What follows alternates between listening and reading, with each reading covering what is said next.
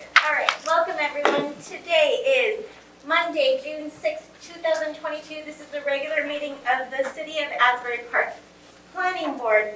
Chairwoman Krizak, would you please call us to order? Yes, this meeting is being held in compliance with the Open Public Meeting Act, Chapter 231, Public Law 1975. Adequate notice of this meeting has been provided to the Coaster and Asbury Park Press by publication of the annual meeting notice and posted on the Municipal Bulletin Board and Municipal website. All notices are on file with the Board Secretary. Official action may be taken on the following matters before the Board.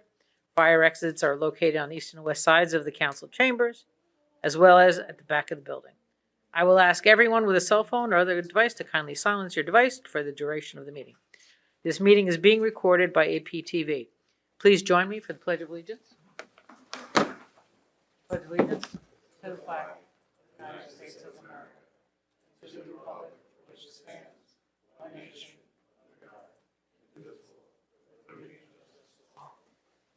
I will now take roll. Mayor John Moore. Here. Councilwoman Yvonne Clayton is absent. James Bonanno is absent. Jim Henry. Here. Jennifer Sauter. Here. Alexis Taylor. Welcome back. Thank you. Eric Gallipo. Here. Daniel Shadameo. Here. Juanita Barnes is absent. Rick Lambert. Here. And Barbara Krizak. Here. Thank you, everyone. All right. Okay, the first item on the agenda is a resolution for Asbury Partners about North Eats Food Truck Court Extension Amendment. Anyone have any questions or concerns? If not, can I get a motion to approve the resolution? So moved. Second. I'm sorry, have a motion by Mr. Shadameo? No. Oh, Jim. Jim? Okay, so sorry. Okay. And a second by Mr. Lambert. All right. Let's see, everyone is eligible to vote except for Alexis Taylor, and everyone else is on here. Okay, Mayor John Moore? Yes. Jim Henry? Yes. Jennifer Sauter? Yes. Eric Gallipo? Yes. Daniel Shadameo? Yes. Rick Lambert? Yes. Barbara Krizak? Yes. Thank you. Resolution approved. Our next resolution is for Venture Urban Renewal, resolution to extend of time to perfect subdivision. Any I'll second it. Mr. Henry? Mr. Henry? Yep. And I second. Second by Barbara. Yes. All right. I believe everyone here is also eligible to vote except for Alexis Taylor.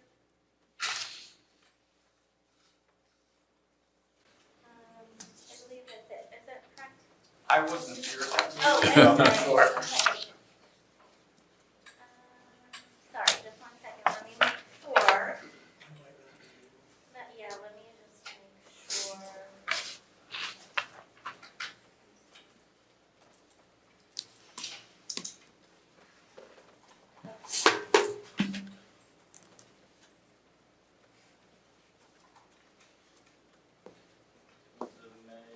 First May meeting. Oh, no, I might this is know. this is block 4001, is that correct? For what? This is 4001, yes. Yeah. So this would. Try turning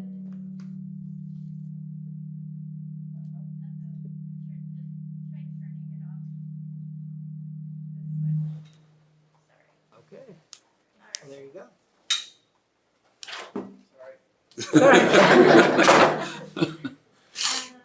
Okay.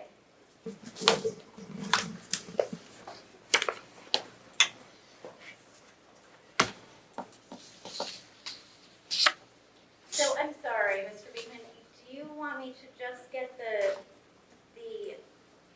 planning board members that were here for the original application, not the extension of time? No, it should be because the extension of time was what the application was related to. Okay. So who was here at that? Either the first May? Or was it the last of, Was it the first May meeting? May 2nd, according to I don't the think I was here for resolution. that. Yeah, I think it was that meeting. It was the same night that the Madison application was on. Okay, then I can- That helps.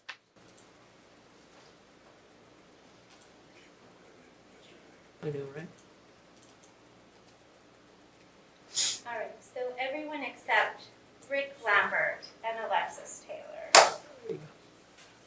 All right, good thing we checked. All right, Mayor John Moore, Yes. Jim Henry, Yes, Jennifer Sauter, Yes. Eric Gallipo, Daniel Shinameo, yes, and finally Barbara Krizak. Yes. Thank you. All right, next we have minutes for May 16th, at a regular meeting. Can I get a motion to approve the minutes of May 16th? so moved. Second. I have one little thing. Sure. It's a slightly minor comment on page 2. Just the, it says, Souter also wondering why I don't have balconies. I just said to maximize views of the ocean. So balconies is supposed to be max. view of the It's supposed to ocean? just add to maximize. Oh, to add to. Yeah, yeah. maximize Views of ocean, okay. Any other comments or changes? No. All right, so everyone is eligible to vote on the minutes except for Mayor John Moore, Alexis Taylor, Daniel Shinameo, and Juanita Barnes, who is not here. And I'll just take a vote, just to be consistent. All right, Jim Henry, Yes, Jennifer Sauter, Yes. Eric Gallipo, yes, Rick Lambert, Yes. and Barbara Krizak. Yes. Thank you. Minutes of May 16th, 2022 approved. Minutes of May 23rd, it was a special meeting. Anyone have any modifications they were concerned about for that? If not, can I get a motion to approve those minutes? so moved. I'll second it. I have a motion by Mr. Henry and a second by Ms. Krizak. Mayor John Moore? Yes. I'm sorry, everyone is eligible to vote except for Alexis Taylor and Rick Lambert for these minutes. Thank you. I have a yes by Mayor John Moore. Jim Henry? Yes, Jennifer Sauter? Yes. Eric Gallipo? yes, Daniel Shinameo? yes, And Barbara Krizak. Yes. Thank you, everyone. Minutes of May 23rd, 2022 special meeting approved. All right, the next item on the agenda is a board discussion about the council referral of Municipal Firehouse.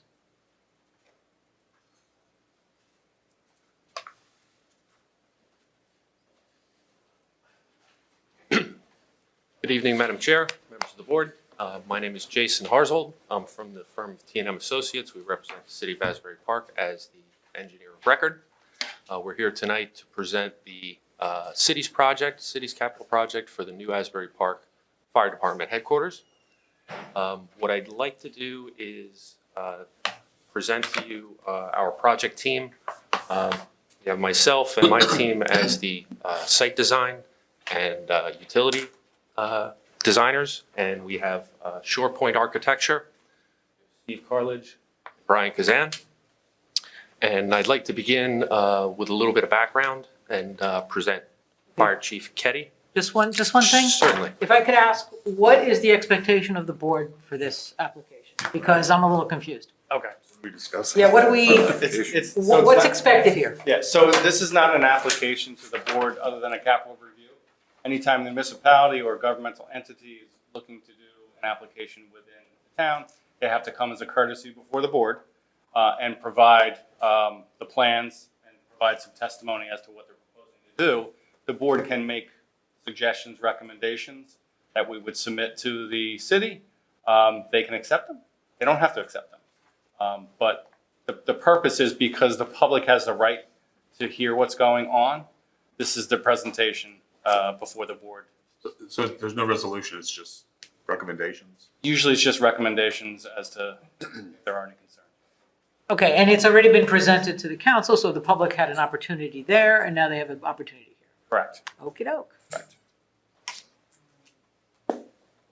Yes, ma'am. So, The public was not given a specific opportunity at the council meeting, only the general opportunity. Right, right, the question or the comment. And in that particular evening, there was a specific attention to the recent affordable housing. So I don't believe there were any public comments on the Firehouse presentation. That's a little bit of that's my testimony. recollection as well. Go ahead.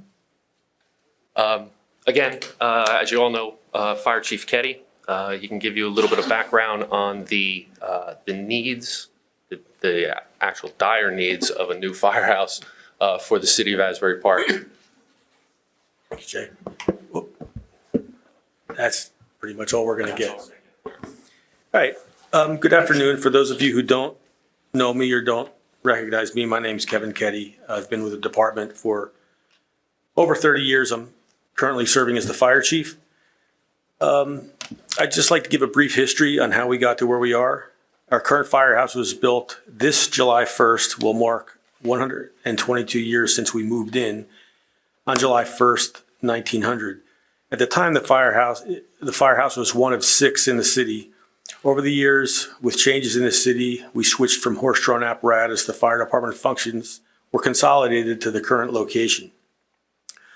When it was built, it was state-of-the-art with natural gas, lighting, coal-fired furnace, a stable for the horses. Obviously, a lot of things have changed since then. As the needs of the department changed, modifications were made to the existing building. In the 1960s, there was a major electrical fire. You have to understand that when it was built, it did not have any electric, and then knob and tube wiring was installed, and then other things over the years. There was a short in the fuse box, which caused the roof, most of the roof, to be burned away in the 1960s. The repairs were done not up to code, and that was the beginning of a lot of our problems, aside from age, with the structural integrity of the building. In the 1970s, a 3-bay addition called the Warren Wing was added on the Asbury Avenue side, near the site of the old Board of Education building that used to be in front of that area. When I was appointed to the department in 1991, then Fire Chief Guido Napolitani proudly announced that we would be getting a new building soon. As time wore on, the building's cracks and settling accelerated, and in 2006, the New Jersey Department of Labor ordered us to vacate the building until such time that concerns with the structural stability could be addressed. So that brings us to where we are now. The structural engineer at the time wanted us to actively pursue a new fire station all the way back in 2006. After years of looking at various sites throughout the city, I cannot tell you how gratifying it is to be talking about this and at a point where it really looks like it's going to become a reality. The current site was selected after years and years of searching because it is a site that's already owned by the city, and it was the lowest hanging fruit to get this done. We're in dire need of a new fire station. And we're hoping to build a fire station that will not only serve Asbury Park today, but into the future. I don't want to belabor this point. I think a lot of it speaks for itself. It's pretty obvious, but if you have any questions for me, I will gladly answer, or then I can turn it over to the rest of the team to go forward with the presentation.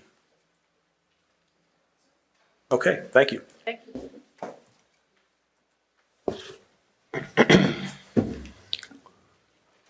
So the project site, I'll fast forward through the notes and such. The project site, as it's currently configured, is a municipally owned surface parking lot that generally supports DPW equipment and the existing Asbury Park train station facility along Memorial Drive between Springwood Avenue and Bangs Avenue. As Chief Ketty said, the search for a property within the city that's city-owned and available was a difficult task. So we were charged to do our best with fitting a fully operational firehouse on this site. We'll move past the existing conditions plan. So the proposed firehouse is approximately 2,200 square foot footprint. And it's pretty well shoehorned on this site. I'm sorry, 22,000 square foot building footprint.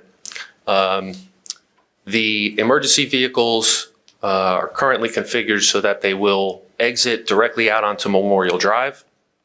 We also provide an auxiliary parking lot with the entrance and exit also separate off Memorial Drive. We have built into the project roadway improvements and signal preemption at both Springwood Avenue and Bangs Avenue so that we can prevent traffic from entering the emergency zone while vehicles are exiting the building. Traffic control plan basically reshapes the existing configuration along Memorial Drive with some roadway striping, left turn only into Cookman Avenue. There'll be an emergency signal on Cookman Avenue, as well as the preemption for Bangs Avenue and for Springwood Avenue.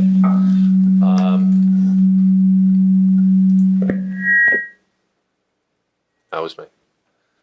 We are in careful and close coordination with Monmouth County Engineering and Traffic Engineering, as this portion of Memorial Drive is a county highway. So we are taking review comments and considerations that they're also putting forward. General site layout, grading plan, we're basically keeping the site pretty much at grade. A little bit of regrading of the roadway to facilitate easy entry and exit without a steep ramp coming out of the building onto Memorial Drive. The utilities on the property, all the utilities will be rerouted to be outside of the building footprint. There's an existing stormwater trunk line that runs parallel to the railroad tracks that eventually gets to a large culvert that dumps into Wesley Lake. So we're not adding any surface drainage or roof runoff to the county highway. We'll be taking that all internal, and it'll all funnel through and to Wesley Lake as it does today.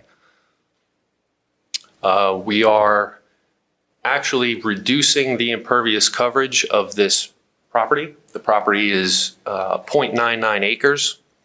We're reducing the impervious coverage on the property by approximately 1,200 square feet. We're adding new lawn area. As it is a surface parking lot today, that is considered by DEP to be regulated impervious surface pavement. We're replacing that with 22,000 square feet of clean roof runoff. So we don't anticipate any large-scale stormwater detention or stormwater treatment to be required for the project. And with that, we'll go through the basic details. I'll turn it over to Mr. The easement? Oh, yes. There also exists, I appreciate that, Steve. There also exists on the property an undefined cross-access easement to the neighboring strip mall. We're going to honor that easement and provide a secondary driveway at the very south end. This will be a two-way in and out to accommodate the strip mall parking and traffic. Also, in addition to that, along the railroad tracks on the westbound side of the tracks, there currently exists a small electrical building that services the north line of the New Jersey Transit Rail. We've configured the building and the building footprint such that we'll go around that building, and we'll also provide vehicle access and maintenance access to that building from the south side of the site through the two-way in and out driveway. Excuse me, I have a really quick question. Yes. What is undefined easement? Just means we don't know. It's a blanket easement that has no meets and bounds description. It doesn't say where the easement is or how wide it is or any definition to the easement itself. It only says that this property is encumbered by, that the property must provide, I believe it's a 24-foot wide cross-access easement. However, that traffic or easement can be accommodated across the property. It doesn't have a standard meets and bounds description. If I may, Yes, sir. and I want to say before I make a comment, I'm a big fan of the Asbury Park Fire Department. In 2008, they carried me out of my bedroom on a stretcher to the hospital. In 2017, the EMT saved my life when I had a heart attack. But I'm also a person that uses occasionally the train station to go to Manhattan, as a lot of Asbury Parkers do. And I'm also a person that sort of, sees Asbury Park as it could be, not as it is at the moment. I did that 18 years ago when I moved here, and I looked for off-street parking. My wife thought I was nuts because she could park anywhere, but today you can't. So what I see here is you're taking the parking from the railroad station. And I think we're then left with what's left on the east side. And maybe I missed it. I didn't see anywhere where you're giving us more parking, you're giving us parking somewhere else, at the train station? No, sir. The existing train station and the transportation center parking lot on the east side of the tracks, that's the entrance from Springwood Avenue, will be the servicing parking lot for the transportation Right. center. And so I look, I understand the west side is underutilized except by the people that work at the post office, right? Mhm. But again, I'm looking at Asbury Park in the future. And once we lose that parking, we never get it back. And having the east side parking, actually did a parking count from Elberon down to Belmont. We'll have less spaces than any of those stations at the east side. Now, I understand it's the cheapest alternative because it's a city-owned site.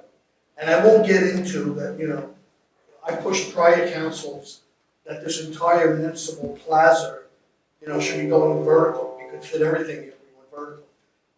But there were plenty of there were two lots directly across the street on Memorial Drive, right? One is like 25,000. I think they're both like 25,000, but one is actually even larger because they're just grass now, right? They've been a proposed development. I mean, we could buy them, we could condemn them, we could condemn next door. Up Cookman, there is, it's for sale, the big lot that's next to the auto repair. That would be the same size. You need basically an acre, maybe even a little less. But there are so many sites. How did the site selection happen? That's to permanently take away the parking from our transit. Now, we want to have development here to be, transit-oriented center for people to take rapid transit into northern Jersey and into Manhattan. But now we'll have less parking than any of the stations north and south. Is that I parking lot, that auxiliary parking lot, that's just for the firehouse? That is for firehouse personnel and the public when they enter the firehouse. That's correct. I mean, you can count the spaces in the east side lot. Elberon has over 100. Allenhurst will have more than the east side lot. Bradley Beach will have more. Was there any discussion about, in the summertime when people will ride by train for the beach, it's always pretty crowded, Especially let's tell these people when they come up.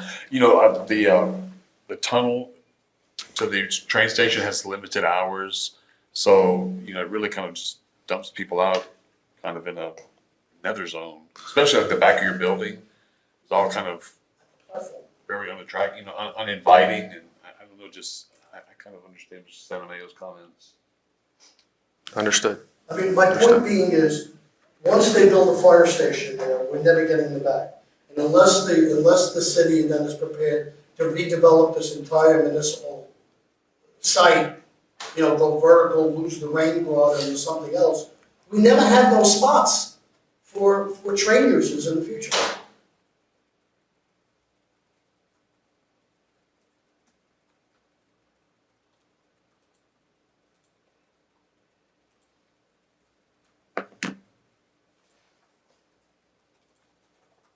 Understood, and we will take that under advisement as a comment from the planning board and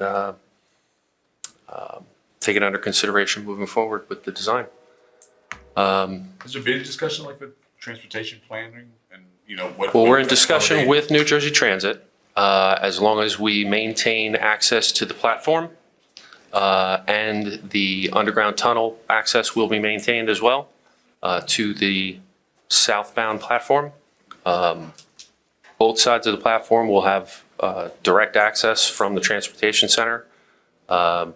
The southbound train access is mostly, or from what I've experienced, mostly foot traffic coming onto the platform from both Bangs Avenue and from Springwood Avenue along the existing sidewalk that runs parallel to the tracks there. Those will both be maintained and open to the public to access the platforms. The tunnel had, you know, during COVID, I don't know if it still is, since I stopped going into the transfer station center trying to use the tunnel. But it has been closed for a long period of time. So people have had no choice but To walk into around. those areas. I believe the anticipated plan is to open that tunnel to allow access to the platform. So people that, you know, so I commuted, prior to the pandemic, my job was in Manhattan. I commuted into Manhattan every day. So, you know, I use that parking lot, and a lot of people that don't have cars, you know, use the train to go to Red Bank and Sure. north. So you kind of block that whole area. It just seems like there needs to be some kind of way to make the train station or the platform, you know, easily accessible and visible, and particularly coming like from Lincoln Village and over the southwest side, Springwood Avenue. Because if you're coming from that area, I mean, you completely block the whole thing. You don't even see, you don't even see the platform. Right, can you, for those of us that haven't taken the train, can you show us on here where that is? Where are the entrances to the platforms on here? Right, so the And platforms. where's the tunnel on here? Okay. A moment.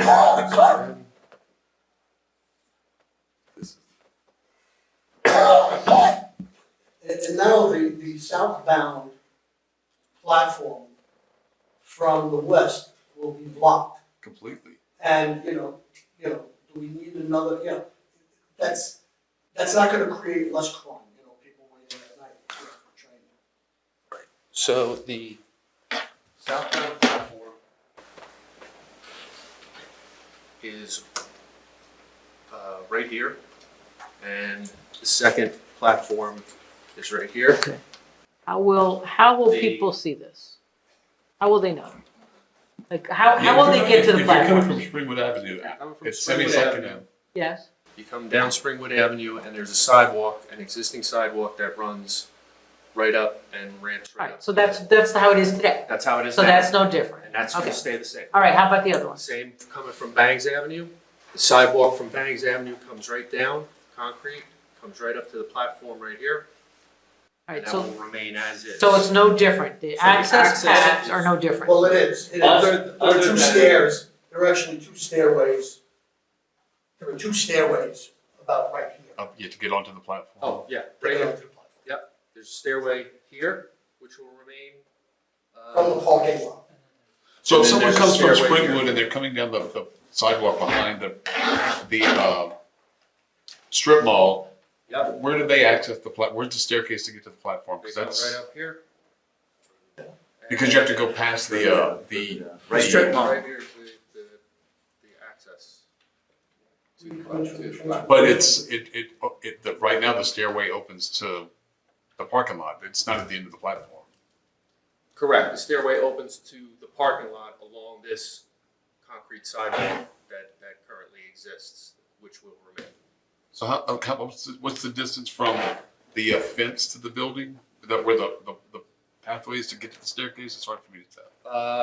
That's approximately from the sidewalk to the back of the building. There's 12 feet from the sidewalk to the back of the building to allow for vehicle access. Okay, and how do Transit. they access it? Show me again how they access that stairway to get to the platform? It's kind of hard to see. Walking platform on transit property. Like how much space between the wall and the platform? A minimum of 12 feet.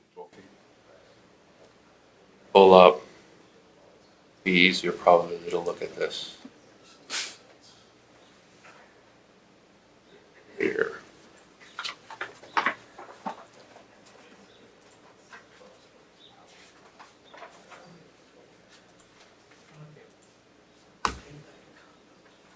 Okay.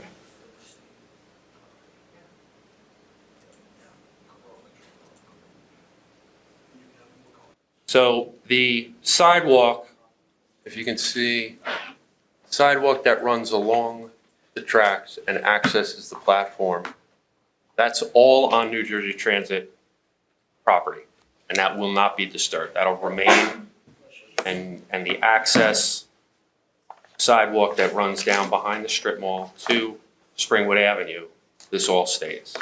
And today, if we could just go just where you showed where this began, like behind the, like right there. Yep. Do people normally just park there and just go onto the sidewalk, or do they have to go all the way around the strip mall to get onto the sidewalk? As it is right now, Yes, today. the support parking lot here, Yeah. folks access the platform directly via the sidewalk here. Okay, so that's gonna change. So people cannot access. So people are not going to be able to park here Right, to access the platform. However, they can certainly walk into the new Firehouse parking lot and directly onto the sidewalk platform. okay, and that's going north, That's going, or is that south? that's the southbound side. The Okay. northbound side, we're not disturbing whatsoever. The changes though, Barbara, Yeah. is that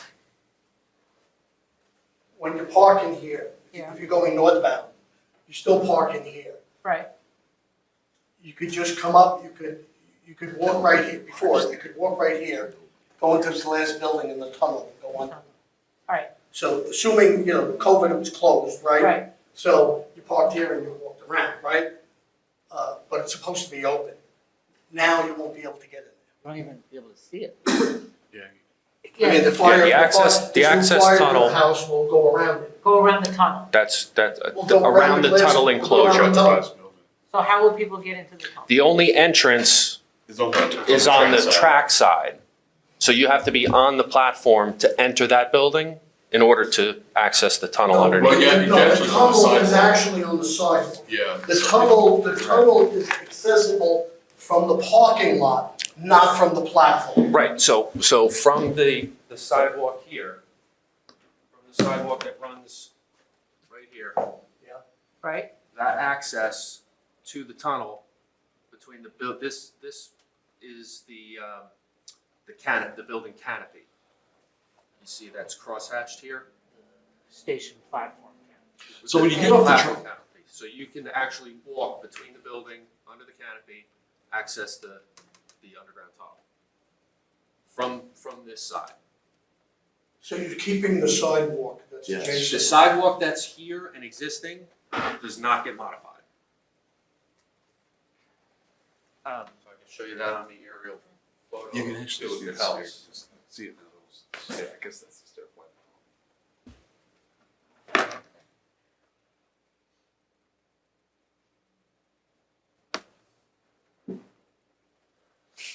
Difficult, so just do this.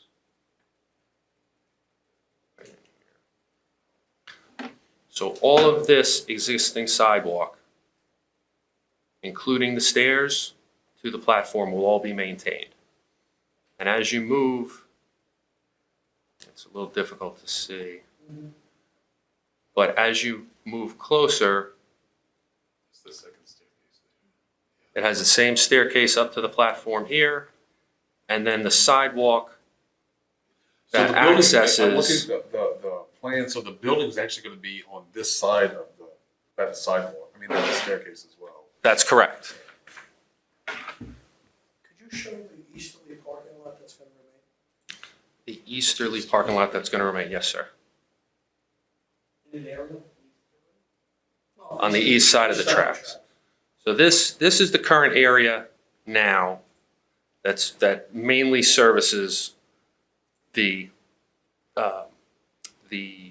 rail station, is this northern portion. This southern portion is typically occupied by DPW equipment and doesn't really have a turnover going to the train station. The other side parking lot is the east side that you see here now, which is the existing bus loop and the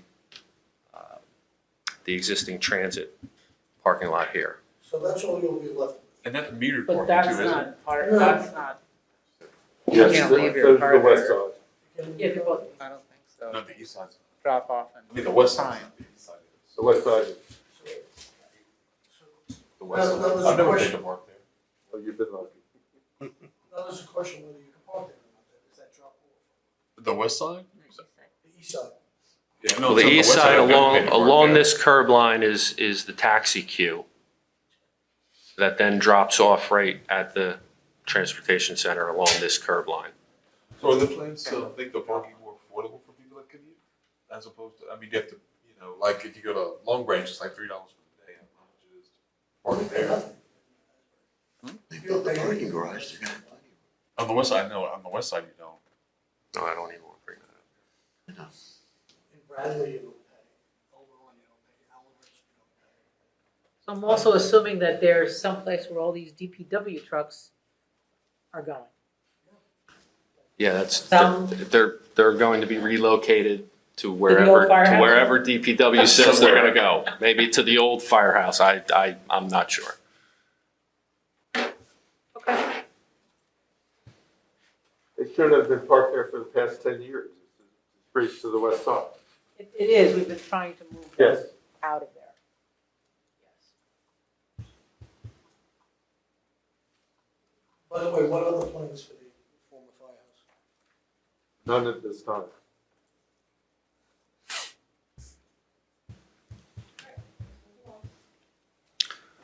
So with that, I will turn the presentation over to Mr. Carledge and Shore Point Architecture for a review of what the facility will contain and look like. Okay, so, good evening, everyone. Yes. Go So ahead. are you going to cover lighting as the engineer or? Lighting, my office will cover lighting. We anticipate it'll probably be mostly wall pack lighting. The existing area is generally pretty well lit by New Jersey Transit and Memorial Drive street lighting. So I think while I don't love the kind of, the way the sidewalk is going to be cut off, what kind of additional lighting is being provided to make sure that it is entirely as visible and safe as possible? We'll make sure. Security cameras, we need to have an understanding, but we would want to pass the recommendation along that specific attention in the final construction document should be paid to site lighting as well as security cameras and the like along that western Along the back side of the access. building. Well, I think it's pretty bright on that sidewalk behind the strip mall. It is pretty well bright. lit. yes, well, Which we at should least make But there sure. will be security cameras all along the back side of the building, for sure. And And also into on the west side west side should be, the west on the side. street, you'll be putting in new lighting also, on the street itself. There's normal street lights, The which normal will be on, street- which would be on Memorial. Right, so at this time, there's no additional lighting proposed. We certainly can consider it with with additional street lighting. But at this time, we don't have any new. Is there utility anything poles here that or shows us street where lighting. the existing lighting is? I- So, because I mean, Yeah, I I have to don't- say, I've never looked. Yeah, I don't have a landscape and lighting plan as of yet. That is currently in development. But Because I'm just not sure if it's adequate, because I really have no idea, or what the norm is. right, so we Right. definitely going to be performing And who would be monitoring lighting. the security cameras? that would be Asbury Park PD. Such a long way. Right now, you can get off that. We have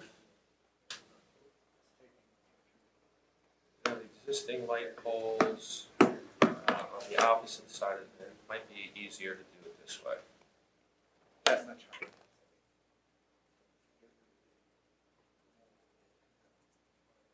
So we have existing light poles that run along Memorial Drive that'll be maintained.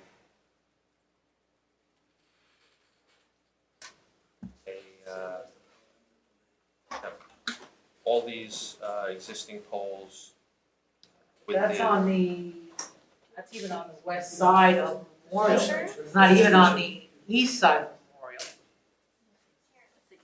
So there's no lighting. yeah, there's no existing street lights on the west side of Memorial. Could you That's hold correct. that? Sure. Hold that for a minute? Sure. Here are the two parcels I'm talking Oh, I'm sorry. about. Look across Memorial. Turn myself around here. Here's one, here's the corner. You got one huge site here, and if you turn like over here, It's my understanding that both of those Those are sites are privately owned. slated for Yeah, they came through redevelopment. with an application for redevelopment, Yeah, they do. both of those sites.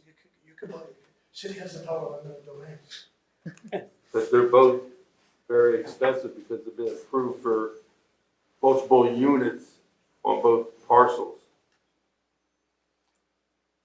With some affordable housing. Would it be safe to say if more street lighting was needed, It would definitely be added. Absolutely. Right, The because sidewalk that's behind the building, though, Yes. is that city property? No, the sidewalk itself is New Jersey Transit property. Transit, so That's they're correct. responsible for lighting the sidewalk. Technically, yes. okay, so today on the sidewalk, when you're walking down that sidewalk, you're visible because there's a parking lot, so a person is visible.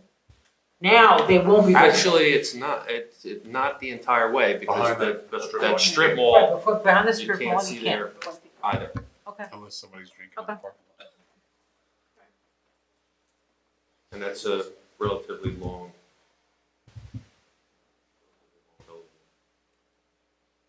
Not that that makes putting up another building any better, but The truth is, most people step out into their parking lot. Right. It just seems like such an imposing structure going in there, blocking We that have, whole we area. have electric scooters there, Yeah, cabs are ready to pick it up. makes me uncomfortable. along the existing loop at the front of the, No, like where you building it. There's stairs. Yeah. That's- Very sparsely used. Scooters are right there. There you go. yeah, I see it.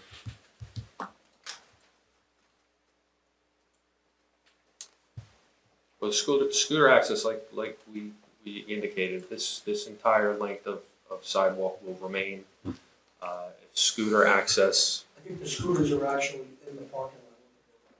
Is that gonna be reconfigured, that triangular part there, or is that gonna stay the same? It's just gonna be- this part here, No, on the other side. On the other north side. the other side is going to actually get larger, a larger grass area than is existing. So as you can see now, this is the current curb line. Oh, I see, okay. So Yeah, we're going that's to be what- extending that curb line to allow for a perpendicular entry into the site from Memorial Drive. So we're actually increasing the grass area in that location.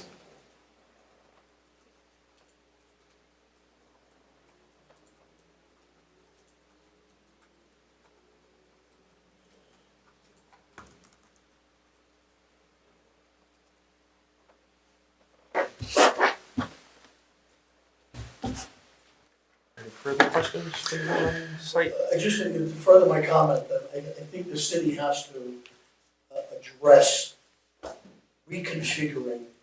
If you're only gonna leave us with the parking lot on the east side, it's gotta be reconfigured to maximize the number of parking spaces and make them affordable. It can't be just a drop off in a taxi queue.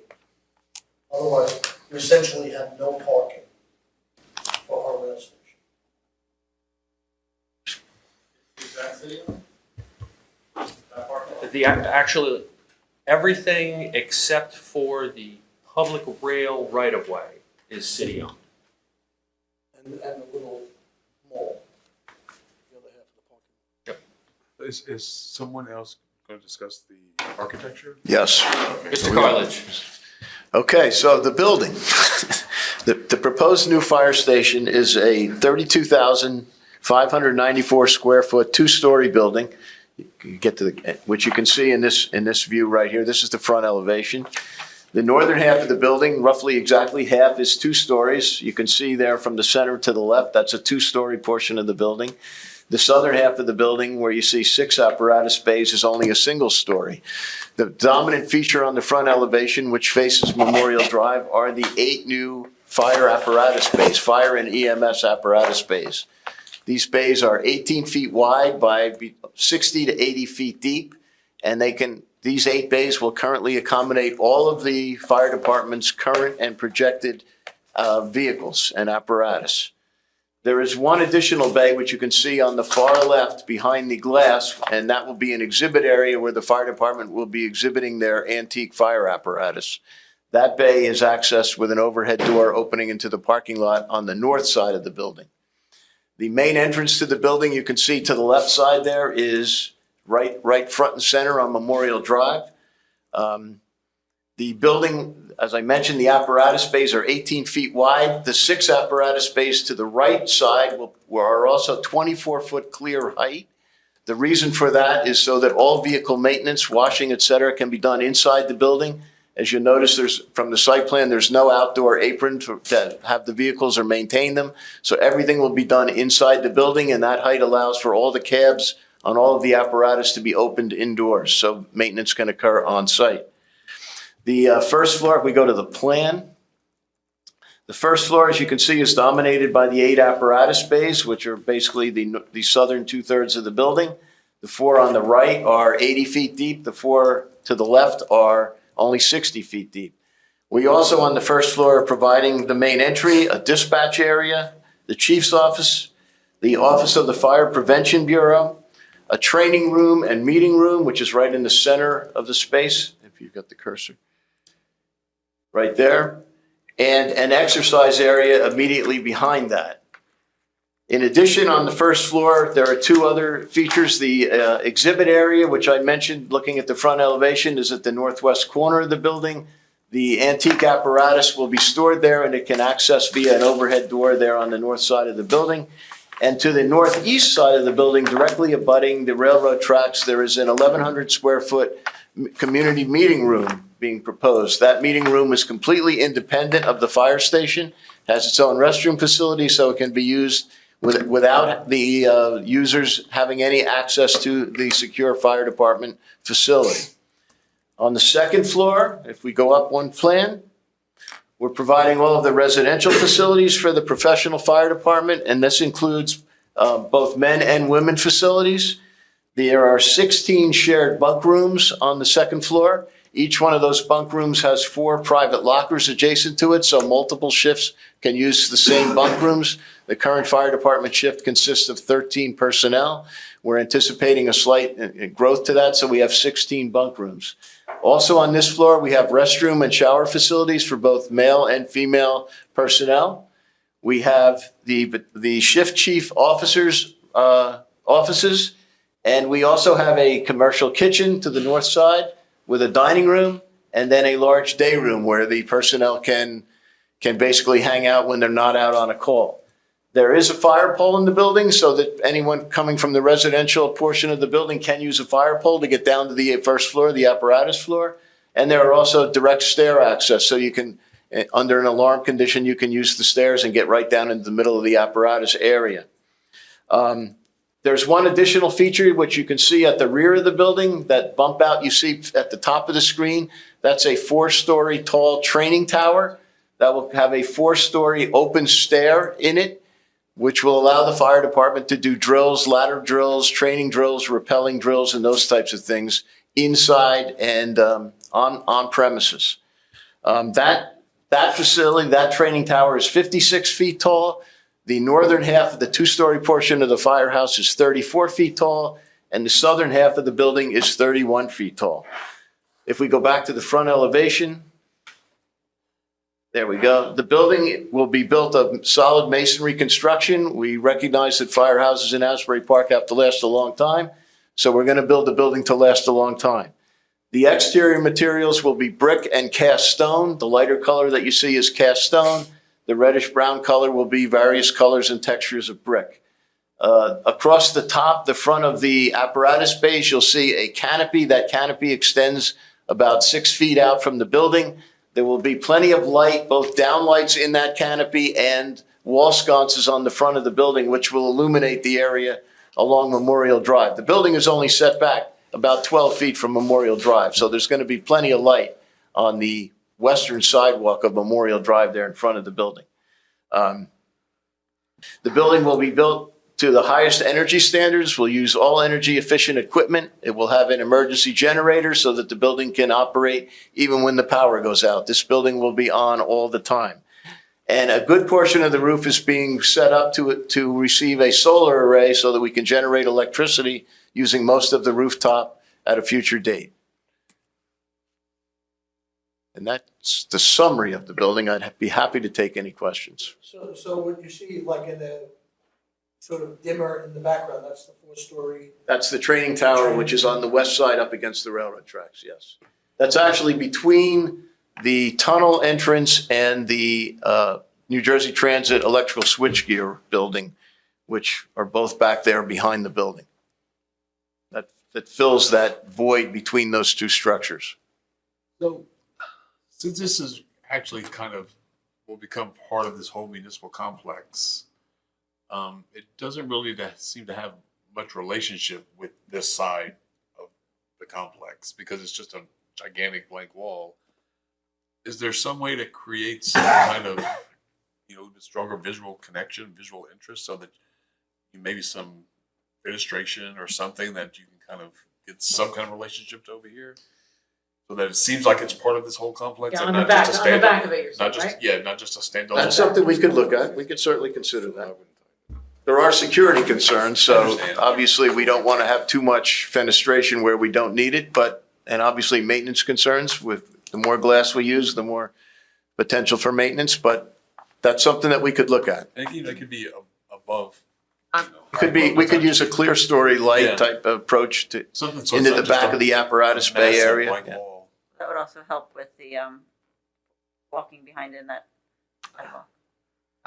I'm curious too, like right now, if you go to your sheet, A101 A101, like right now you've got your apparatus floor existing between column line, what is that, 5? 5 and 6. Yeah, so This- like starting on the Yes. over to the left. So your first apparatus bays are here. Correct. That's Yeah, okay, so- actually the first two bays are EMS bays, so they will have they won't have the fire apparatus in those first two bays. Understood. Okay, fine. So now, see how everything to the left of those bays is to some extent administrative and training, and then on the second floor above, the 102, A102, everything is residential, and this is the double height space. Now, if you can go to your elevation, which is your first drawing, right? It seems to me that you have this big thing that pops up, which is your tower. Yeah. Is there any way to consolidate the architecture so that it's a 4-story building that's smaller instead of a stretched out 2-story building? I think that I don't know if that's When practical or. When we started the design process, there were certain functions of the building that were identified as wanting to be on the first floor. Okay. That included the chief's offices, the battalion chief, and et cetera, the administrative offices, because they do receive visitors constantly, and they wanted their offices on the first floor. It includes the offices of the Fire Prevention Bureau, because the public comes and goes regularly to there, and there's a 3-person staff that mans the Fire Prevention Bureau. Obviously, the northwest corner is the museum space, the antique apparatus space, so that's got to be at grade where obviously the vehicle has to be able to get in and out of the building. The meeting room, which is at the northeast portion of the building, is independent of the firehouse, so you can go to the meeting room via the doors on the north side against the parking lot without having to ever enter into the secure part of the fire department facility. So again, and any of those spaces that we put on an upper floor, they could be, but all of the access to that would have to be elevator access. So you'd have, essentially, because the apparatus bays are 2 stories tall, you would start on the 3rd floor and then probably have the residential component of the fire department on the 3rd floor. And you'd have to move all those administrative functions to the 4th floor, which just makes them much more difficult to access. Could it be done? Yes. Is it optimal? I think under the program guidelines we received, probably not. I take your point that there are things that need to be on the first floor. I appreciate the explanation. Thank you. But it still doesn't seem to be like 100%. And if you could even shorten the building by, your first column bay from 1 to 2 is 23 feet. Your second column bay from 2 to 3 is 18. And that's about where all of the extra stuff is added. It just seems like anything we could do to kind of compact the building is going to mitigate what is admittedly not maybe the greatest site. But, I understand it is a absolutely necessary and important and crucial function, and we need to find a new home for our firemen. We should not underestimate that. It does feel a little bit like there isn't enough. They're just, this is a site that should be so integral to the future of the development of downtown. And, the firemen are important, and we do have to recognize that, but it seems like there's not enough in it. What's how did the community room, is that something like the council or the public wanted to add in there? It's something that Something we already have? it's something that the city administration asked us to include in the program. In reference to that meeting room on the northeast corner, just south of that room and between that southern wall and the 4-story tower, on drawing A101, you have a space, I would guess that it's approximately kind of small here. You mean the notch in the building? Yes. To use a technical term? That notch is where the tunnel stair comes up, and we are obviously holding our new building back to allow access all around the tunnel enclosure, the stair enclosure. Okay, so that's the location of the tunnel. Correct. And then to the south of the tower, That's the location of the New Jersey Transit switchgear room, which I would love to move, and we explored that with New Jersey Transit, but I can tell you that is not happening. While everybody says, this building is too big and all this kind of stuff, the city has a lot of needs for space. And it's too bad that the tunnel is there, because that space could very well be utilized for other functions of the city. But since it's the tunnel enclosure, This stuff. that's certainly out of the question. Thank you. I just had you said it's going to be designed to the highest energy standard. What are you, in terms of energy efficiency, what is the energy standard that you're going for? Well, we're going to meet code, and if they adopt the 2021 code, meeting the new energy code in Asbury, which the next edition of Asbury is going to be nearly impossible. But we are going to the building will be super insulated. We're using all Energy Star equipment. Everything will be super high efficiency, and we're going to plan for future solar power. And obviously, we're going to have an emergency generator because the building has to operate under all kinds of emergency conditions. Yeah, I mean, it seems obvious, but since the municipality has the opportunity to really, highlight all the opportunities for the energy efficiency and all the different options. So we're always hoping to see that in any new facility in the city, that there's as much attention to kind of leadership and energy efficiency. So. Yeah, we're not, I mean, you mentioned LEED. We're not seeking LEED certification, but that doesn't mean that we're not designing to equivalent standards. No, I would love that. I just meant the word leadership as like the municipality taking a leadership role, not LEED. But also, you'd mentioned that, are we saying that the solar array is on day one? That's not It's- someday. No. As of right now, it's not in the initial building budget. We are making sure that we preserve as much of the roof as we can. We're going to provide the electrical gear so that we can immediately add it at some point, but it is not in the current budget. And Why Okay, would so the there's no museum, the server. fire museum be in the existing rehabilitated firehouse? I mean, it's one of the original firehouses we have. We've lost so much here. It seems to be that, I mean, it's gonna be knocked down and something new is gonna go there? I think that's the city's decision. I don't think we know what's going to happen with that site, so. Well, I'm bringing it up because there's an incorporation of another space in the footprint for, a museum, a fire museum in the new building. How much space are you gaining compared to the old firehouse? Well, most of the old firehouse is unusable, but the old firehouse has 6 bays. They are nowhere near as deep as this. They only accommodate about 40% of the fire apparatus that the city currently has. The rest of it is doled out all over the place, or it sits out on the street, or it sits on the parking lot. And we're designed, because there won't be any apron to this building, so everything that they have will be in the building. And we can't, obviously, current firehouse design, the optimal situation would be to have drive-through bays, but finding a site large enough to have access on both the front and the back in the city proved to be impossible. Anybody else have any other questions? I just have a few questions, and this is really as it pertains to the recommendation that we would make to the council. Do you know if any type of, like, an economic analysis was done for the highest and best use for this site or for going kind of transit-oriented development? Okay. Just because it's something to consider and kind of justifying the use for this, which, by the way, I think the firehouse function should be celebrated as part of the kind of essential municipal function and complex.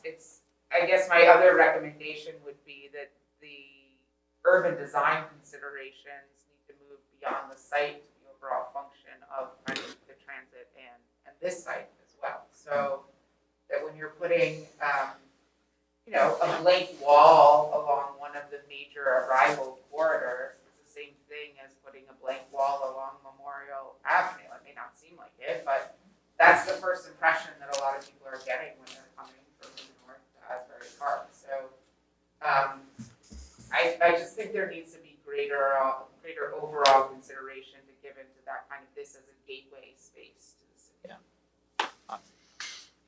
I second that thought. And if this is going to be the site and if this is going to be the design, I think the color palette in particular really should be more contemporary, and the back wall needs to have "Welcome to Asbury Park" artistic, not literally those words, but it should say something, maybe a history of the fire department. I don't know, whatever it is, but it like the facade treatment needs to be part of the expression. That tower is a great opportunity for color, interest, anything that,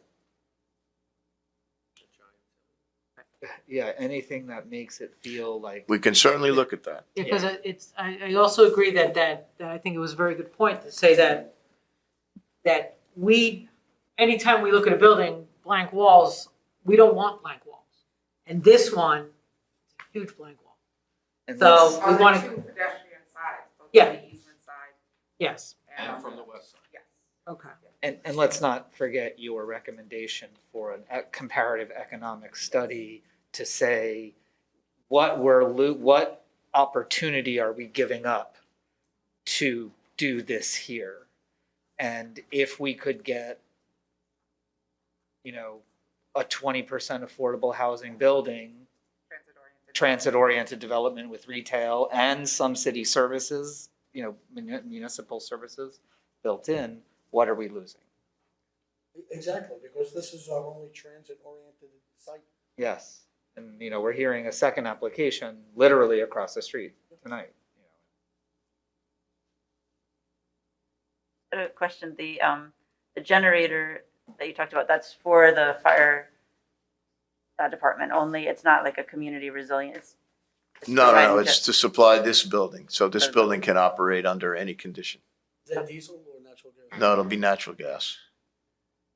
Was there any consideration to that? I mean, just from the city side of that being an opportunity for resilience for the municipal, since we're doing a generator in there for extra capacity for when there's larger. For this building? Yeah, I don't even, you probably have a generator, don't you? I think it's right, I think it's on the sidewalk when you I- walk I by would- the. I would imagine this building has emergency power. Yeah. It's right by the railroad. oh, yeah, no, I didn't mean this building that we're in. I meant any additional capacity for, like, when there's Superstorm Sandy or whatever, and there was ideas of having spaces around the city where could be extra capacity for energy generation. I just didn't know if it came up at all in the planning process that could be a. But the community room would have full power to it. Right, so people could go there if there was an emergency, because it would have power. If the community room is part of the final solution, just because this will probably go out with alternate bids, because this is not gonna be a $1, 2, 3, $4 million job. This is gonna be a multi-million-dollar job, and there probably will be alternates, and we'll go from there. But the entire building, if there is another community room, which is 20 yards away from this one, like, it will be fully powered by the generator. Yeah, I mean, that's a great opportunity. Anyway, I hope that stays in for that reason, because it's, I mean, it was a real need in real life that's increasing, I think, as the years go by. So we looked at different parts of the city. I realized we already have the opportunity here, but it's unfortunately probably going to be more common going forward that's needed. So for this, Mr. Beekman, are we, based on some of the recommendations that we have, are we going to be doing a memo to? Yeah, that's generally, Because- when I've been involved in capital reviews, that's generally what happens is Okay. the board makes a list of Some recommendations that gets Okay. submitted to the council or whoever is coming Okay. before the board. All right, so if I may, if we don't have any more questions, do we have any more questions? Second, is the board, no more questions? The public. Okay, open up to the public for questions. Not yet. Questions? There will be. Of course. Questions? No? Or do you have anyone else that's going to be presenting? You're finished. Okay. Let's open it up for any, now we can open it up for public comment. If you would. Guess I have to make a motion to open up public comment? Yes, Second. all in favor? Aye. Please state your name and your address, and then Mr. Beekman will swear you in. And then I will start the clock, and you'll have Oh, 3 no, minutes. comment is, you're right, 3 minutes, I'm sorry. And you'll have 3 Go ahead. minutes for your comment. Great. Michael Goonan, 1101 Ocean Avenue. You swear affirm the testimony you're about to provide will be the truth, whole truth, and nothing but the truth. I do. Okay, thank you. Couple comments. So as a frequent user of the train, my first comment is there's that notch where the tunnel is. And one of my questions for you is, could that possibly be built into the building so it's a little bit more inviting? Because right now it's not inviting at all. And then that where the sidewalk goes now behind the whole fire station and behind the mini mall, I already don't walk down there at night. It's super, super sketchy. So I would just like to re-echo what the planning board said about making sure it's safe, well-lit. And I also was just wondering if you can escape kind of between the firehouse and the mini mall, because that's like a really long stretch that's really scary. You'll be able to escape between the two? Okay, great, thank you. And then well, I have two more things. First, someone was talking about this 4-story tower. Looking at the map, it's like right up Cookman Avenue. So if you're on Cookman, looking up Cookman towards Municipal Plaza, all you're gonna see is this 4-story tower. And when you look at the city plan actually says when Municipal Plaza is redeveloped, there should be they call it a beacon at the end of Cookman Avenue. We don't have a beacon, but now the thing we're all gonna see is a 4-story tower, which I guess is gonna be gray. So I would like to, re-echo what the board has said. Can that be more attractive? Can that actually be a beacon to the city? Say, welcome to Asbury Park, say Asbury, something colorful or nice that would actually welcome us in. And then my last thing is, you guys talked a lot about parking. I understand we need a firehouse. I understand the city owns this site. It's a nice design. But parking at the transit center is gonna be a big problem, especially for anyone who commutes. And since the board is making recommendations to the city council, I would just wonder if the board could include some recommendation to the council to, at some point in the near future, reconsider what public parking is going to be available in Municipal Plaza. I know there's been plans in the past for a parking garage. It's been pushed off. Maybe if one of the recommendations is just to examine what public parking is available, for Municipal Plaza, both sides of the tracks here. That's all I got. Thank you. Anyone else? Motion to close public comment? So moved. Second. All in favor? Aye. Thank you. All right, so I'd like to propose that the board come up with what recommendations would you like to have included? I know that we had mentioned about the additional fenestration on the back side of the building, and also in addition to the tower that is, actually, it's a very good point to say that is something that we'll see from going down Cookman. I think that's a great point. So I'm going to propose that be added as a request.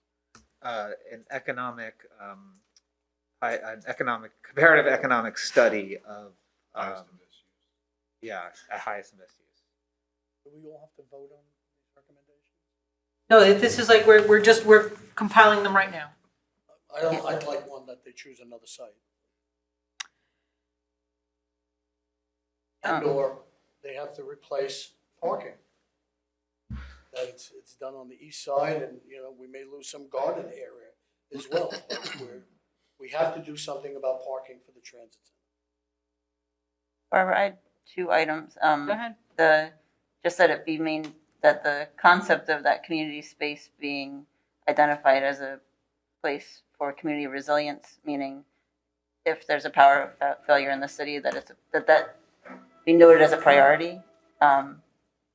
And that the second item around the solar, I realize it was said it's not in the budget to put the PVs on. And I'm sure that it already happened, but I forgot to ask before if did the city look at opportunities for, the municipal incentives for implementing solar from BPU for this?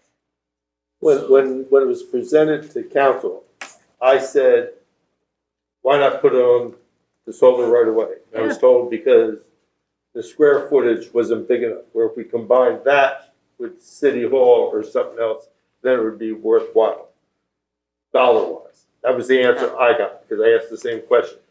Why isn't it being done now? So that was the answer I was given.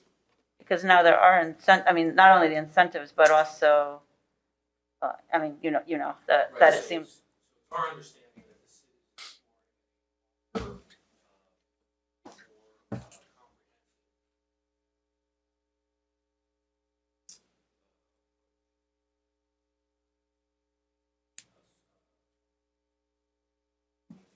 Firehouse, one perhaps on the council, on City Hall here.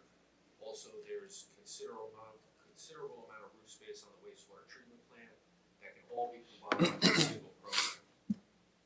Right, but we're talking about something like that, while I understand, it's like, that's never gonna happen. Let's be real. Let's just be Well, real. don't say that, don't say that. No, I'm saying that we're talking about a firehouse. You got plenty of room for solar. You're saying that doesn't make sense just to put solar on the firehouse? We have the infrastructure within the firehouse to do it. Right, but you're saying financially it doesn't make sense? I'm saying that the city is exploring, has conveyed to the project design team that they are looking into a wider and more comprehensive solar package. That the capacity would be city, wherever those sites are, the capacity would be larger. There'd be more bang for the buck, so to speak, at that time. And it can't be phased in because there's a timing issue that if the one on the waste treatment facility is not slated for 5 years and this was done now, you weren't, is it a phasing timing thing? Yeah, well, we'll definitely present that option back to city administration and council. All right, so we can make that request to include solar. And it's not eliminating the idea of It's not of a eliminating- larger capacity. No, It's not at all. It's a phasing thing, but I understand. Okay. Does anybody else would like anything else included in the recommendation? I have a question which I didn't really think to ask. Did you study the potential for a non-residential overbuild, like just municipal offices at a later time that could go over the bays or over the other part? Because if you only structure everything to, maybe in 10 years we find out we can add 3 floors to that and, decant what's happening in City Hall and start to create some swing space for actual things to happen. Was there any study about an overbuild? Not in this iteration. I would make that a recommendation, that not a non-residential overbuild, because you just can't put people on top of the firehouse. I understand. But we do have a large need for municipal office, all sorts of things. And I think we should say back to them is that let's not eliminate the possibility of an overbuild in the future. I don't know if this would be proper to put in, but to retain the existing firehouse as a firehouse museum? I don't think that has anything to do with this. Yeah, it doesn't have anything to do with this. Okay. Well, you're throwing everything else in, throw it in, I don't care. All right. So far we have the fenestration and the tower. We have the comparative study of economic study, community space be noted as available. Well, when I say community resilience, what I'm saying is that because there's a generator in that facility, Right. that it could be viewed as not just a community space to come do a program, but in an emergency, Yes. the community has access, because we're not going to have the community go into the fire No. facility. But if there's a separate space, then that would be. Okay. And looking to move forward the solar array, look further into that. Possibility of an overbuild, Non-residential. non-residential overbuild. Okay. I'm sorry, was parking in there? And there's parking. I know that we were talking about reconfiguring the parking in the transit station, which is really, I guess that we can't really do that as part of this. That can be something, I don't know if that's something we can do as a recommendation, because that has really nothing to do It with could this. be a recommendation because the loss of parking, the city looked into Yeah. other parking. Right, we could do that. I guess from the perspective of parking, because Asbury is relatively small, one could say that we are encouraging people to walk or ride a bike to the train station. I understand that you need to have parking at the train station. Absolutely, I 100% agree. But maybe we also, in that recommendation is deciding what the right ratio is. And basing it, I wonder if New Jersey Transit has data to say, this is how many people park here each day, just, to get a sense of demand. Well, New Jersey Transit would have, I mean, it's definitely underutilized, but Yes. again, it's, No, you're I- losing the parking forever. Right, And what I can tell you is, the trains are becoming more crowded now, right? When I get on, you know, there'll be hardly anybody on from the southern stations. Now more people on, more crowded, it gets more crowded. And what I'll tell you is, north and south, within, you know, 4 towns, they'll have more parking than will be left. No, I understand. I'm not, you know, I guess the question is that if we aren't going to allow as much parking, then we should do as much as we can to make sure that there's bikes and scooters and every single crosswalk is safe and marked, and like it just becomes the most pedestrianized, like that there's an investment made on the other side to make sure that people feel like even if they can't drive, that getting there is possible. Also, there's that wayfinding, that map that's up, that's gonna be taken down, so that needs to be considered, so including some kind of replacing the wayfinding kiosk that's in the parking lot right now, when you, cause it's near the, In the parking lot itself? no, it's right near the, glass building to go into the tunnel when you get off. Okay, It's, yeah. so that's gonna be taken down, cause the building's gonna go into that, yeah, so make sure that there's some kind of wayfinding, cause that's always an issue, in the summertime, there's so many people getting off the train and not really knowing how they're oriented when to get to the beach. So anything you do to help, you know. One more thing about the parking. We no longer have Ken Roth. We're planning What's to that? build We no longer thousands have of Ken units. Roth to tell everybody where to go when he gets off the train. We're planning to build thousands of units by the waterfront. A lot of those people are gonna be using by the train, and I understand about make it pedestrian friendly, but consider where they are, and in the wintry months, they're gonna take a car. You need parking at the train station, and we're losing it forever with this site.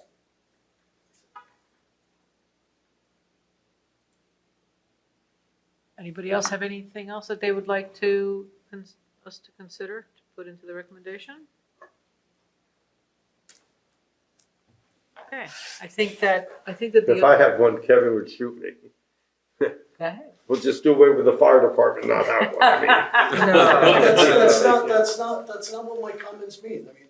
No, Dan, I wasn't directing that at you, it's just, Like again. I said, I'm a fan of them, and they No, deserve. I totally agree, it's just It's a like, bad again, sign. we looked, and Kevin's looked for 15 years, and we seriously looked for the past 3 years. We thought we had a piece of property on Asbury Avenue. I thought that was a great spot. It was a great spot. The guy told us he'd take $2 million, we offered him $2 million, he wanted $3 million. But John, you could have, I'll tell you, that's, my livelihood is eminent domain, not that I'm pushing it. You could just take it, and then you'll let the court award how much it is. You know, everybody says their property is worth X, that's what I do for a living. No. Go into court, and then you find out what it's worth. Oh, he was right, he sold it for $4 million. That's That's what the it costs you. that's the It nine. can cost you more than that by picking the wrong site. Right, do we have everything? Are you okay, Mr. Beekman? Yeah, Eric, I didn't really understand what you were saying about the pedestrian and the scooters and. So like, if we are losing parking, I think that along with the plan for the firehouse, there needs to be a kind of focused portion of that scope of work that identifies, where bike racks are going, where the scooter parking is, how the sidewalk, Right, the safety of the sidewalks. the safety of the The sidewalks, whole- and every single thing that can be done to make this feel like it's easily accessible by Right. other modes. And that it's should be safer done. because the firehouse is there. Yes. So that could be a semi-recommendation from what Dan's saying, what I said before. Recommendation to the city, get all the DPW junk vehicles out of that lot, which will create more parking, which will create more spaces for scooters and everything else, and find a new place for them. I would assume, Where I the thought, DPW vehicles are, the building footprint is. yeah, I thought that the DPW was, all Are they all the way Yeah, down they there? are. right, okay, so they're gonna be So gone. they're going no matter what. They're gonna be gone no matter what. But there's no station parking. There's no what? There's no station parking because Right. it's all for people visiting the firehouse. You might as well throw in for the city to reconsider redeveloping the entire municipal plaza. At a significant increase in density. Right, selling it and taking a condo back. You could fit everything on this site A lot. We're all set? and make money. Okay.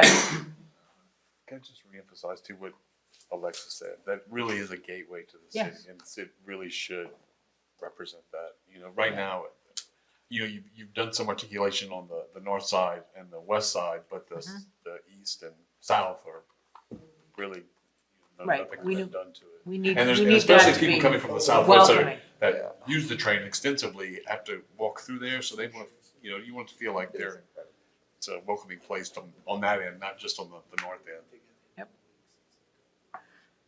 Right, do we need anything else? We're okay? Okay, Okay.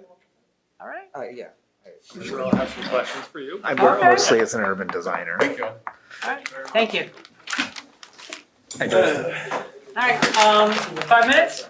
Alright, You know, oh, motion to take a break? Higher education, everyone in cultural favor? work. Aye. So a lot of universities. 5-minute break start now. Okay. Alright, let's take roll reader, John Moore. Here. Oh, here we go.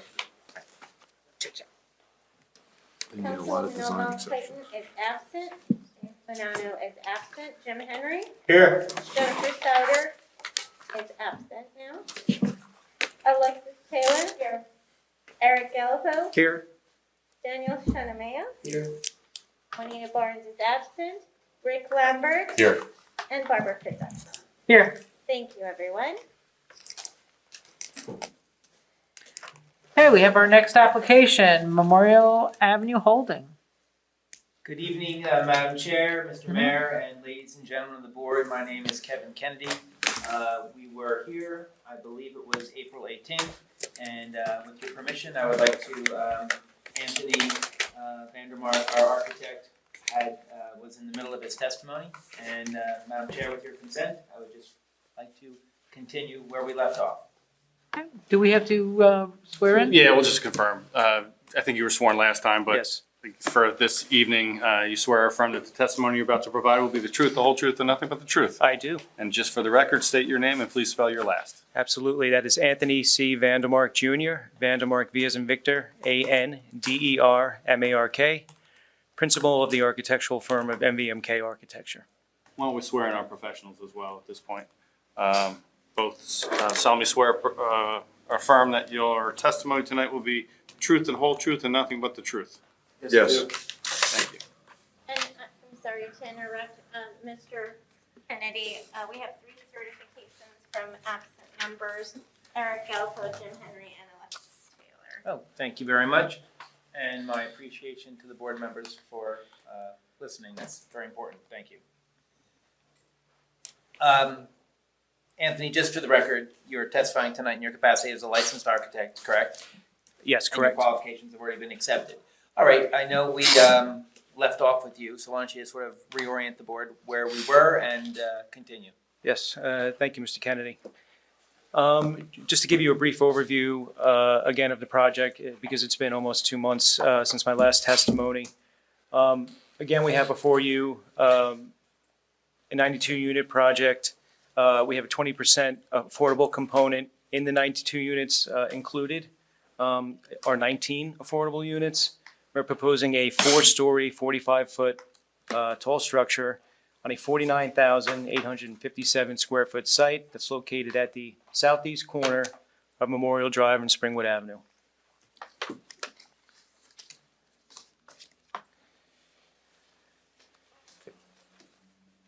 Just to reorientate the board, again, it is an irregular site. We have a first floor that takes up approximately 77% of the overall site area, and the upper portion at floors 2, 3, and 4 are a W shape, as you can see here. We have 2 major street frontages at Springwood Avenue and Memorial Drive. Memorial Drive happens to be 341 linear feet in length, and then Springwood Ave happens to be 131 feet in length. As part of this project, we are proposing 16 new street trees, all new curbing and sidewalk. We have 2 vehicular access points, one located on Springwood Avenue and the other on Memorial Drive. As part of this application, we are proposing 107 parking spaces, which is a reduction from the previous testimony that I gave you. The 92 units being proposed this evening are exactly the same as what my previous testimony gave. However, of the 92 units, the 19 affordable mixture or breakdown has changed. So of the 92 units now, we are proposing 2 studio affordable, 1 one-bedroom affordable, 12 two-bedrooms affordable, and 4 three-bedrooms affordable. Now, the end result and the impact on the parking was actually from 110 parking spaces, only 107 are now required because we had an increase in the larger units of the affordable. The Springwood Ave redevelopment plan states that affordable units are only required to provide 1 parking space for the affordable unit. This changes because originally we had less 2 bedrooms and less 3 bedrooms, and now we have 12 and 4, thus decreasing the parking count. And Anthony, if I could just jump in for a second, is it safe to say that the reason that changes because in the engineering and planning review memo, there was a concern that we didn't comply with the prevailing UHORP requirements? That is correct. And now we do? And now we are fully compliant with the UHAC requirements, correct. So is it that the market units now, the mix of the market units has changed as well? It slightly changes as well. So they become like smaller bedrooms, so there's less parking? Is that it? No, the unit mixture as previous proposed and as proposed now are exactly the same. However, the requirement for UHAC, requires a more evenly distribution between, studios and 1 beds to 2 beds and 3 beds. So the application hasn't changed. We have 21 studios, 26 1 bedrooms, 41 2 bedrooms, and 4 3 bedrooms. However, because we are now compliant with the UHAC requirement, we're more heavily affordable on the 3 bedrooms and on the 2 bedrooms. So parking requirement has changed, thus being reduced. What's the square footage of the 3 bedrooms? They are quite large. They're 1,200 and above. Going back to my previous testimony, the first floor predominantly is parking. We do have 3 retail spaces, 1 located on Springwood Avenue, 1 located at the corner at the intersection of Springwood Avenue and Memorial Drive, and then we have a 3rd one that's located a little further south on Memorial Drive. The retail space 1 at the corner is 1,305 square feet. Retail space 2, which is, again, to the south is at 1,300 square feet, and retail space 3 on Springwood Avenue is at 1,470 square feet. So we have a total of 4,075 square feet of retail space at the first floor. As stated, we have 107 parking spaces. We have 202 bicycle parking spaces located here on the first floor.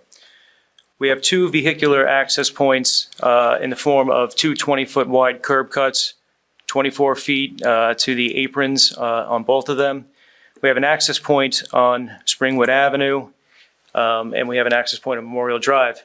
We are proposing as part of this application, and you can see in yellow, which is on the eastern portion against the railroad tracks, we have 24 shared parking spaces as part of the 107. The remaining happen to be all predominantly used for the residential. Centrally located, we have a mechanical stacker system to make 16 parking spaces, actually 32. This is a lift slide system. Going back to my previous testimony, we have used mechanical systems in parking in urban areas since 2008. Our first installation was one of the first ones in North America, and we probably have several dozen now in operation in the state of New Jersey. If the board wants to see how a mechanical system works, I have a promotional video. If not, I continue with my testimony. No? You want to see? Okay.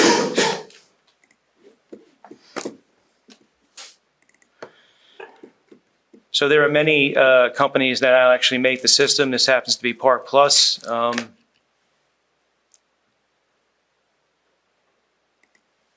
this promotional video, there is a 4-tiered system. What we're proposing here is a 2-tiered system. 1 row of parking spaces will be at grade, and the second row will be in the air, no higher than 13 feet 7 inches in height.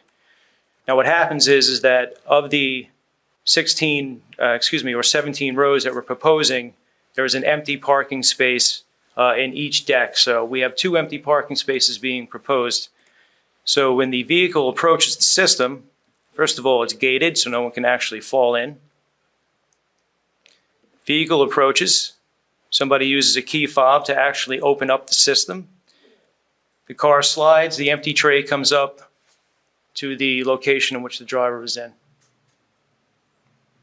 They pull back onto the tray. They step out of their vehicle.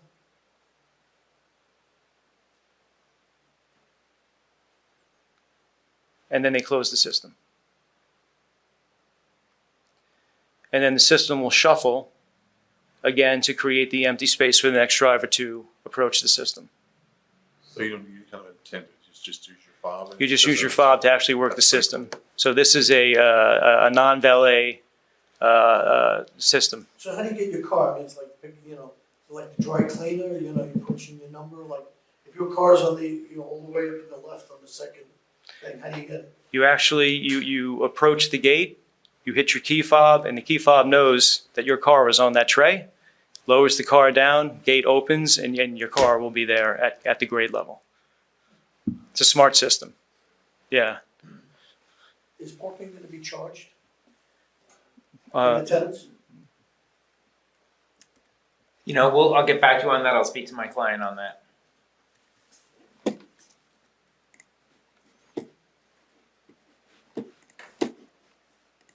So while you're doing this, there's a gate there, and if, let's say somebody walks away and they forget to hit the fob, will it automatically close after a certain It will period? have an automatic closing mechanism after 60 seconds or something like that. So those, you mentioned about the blank spaces. Those are not included in the 107. Those are not included in the 107. Okay.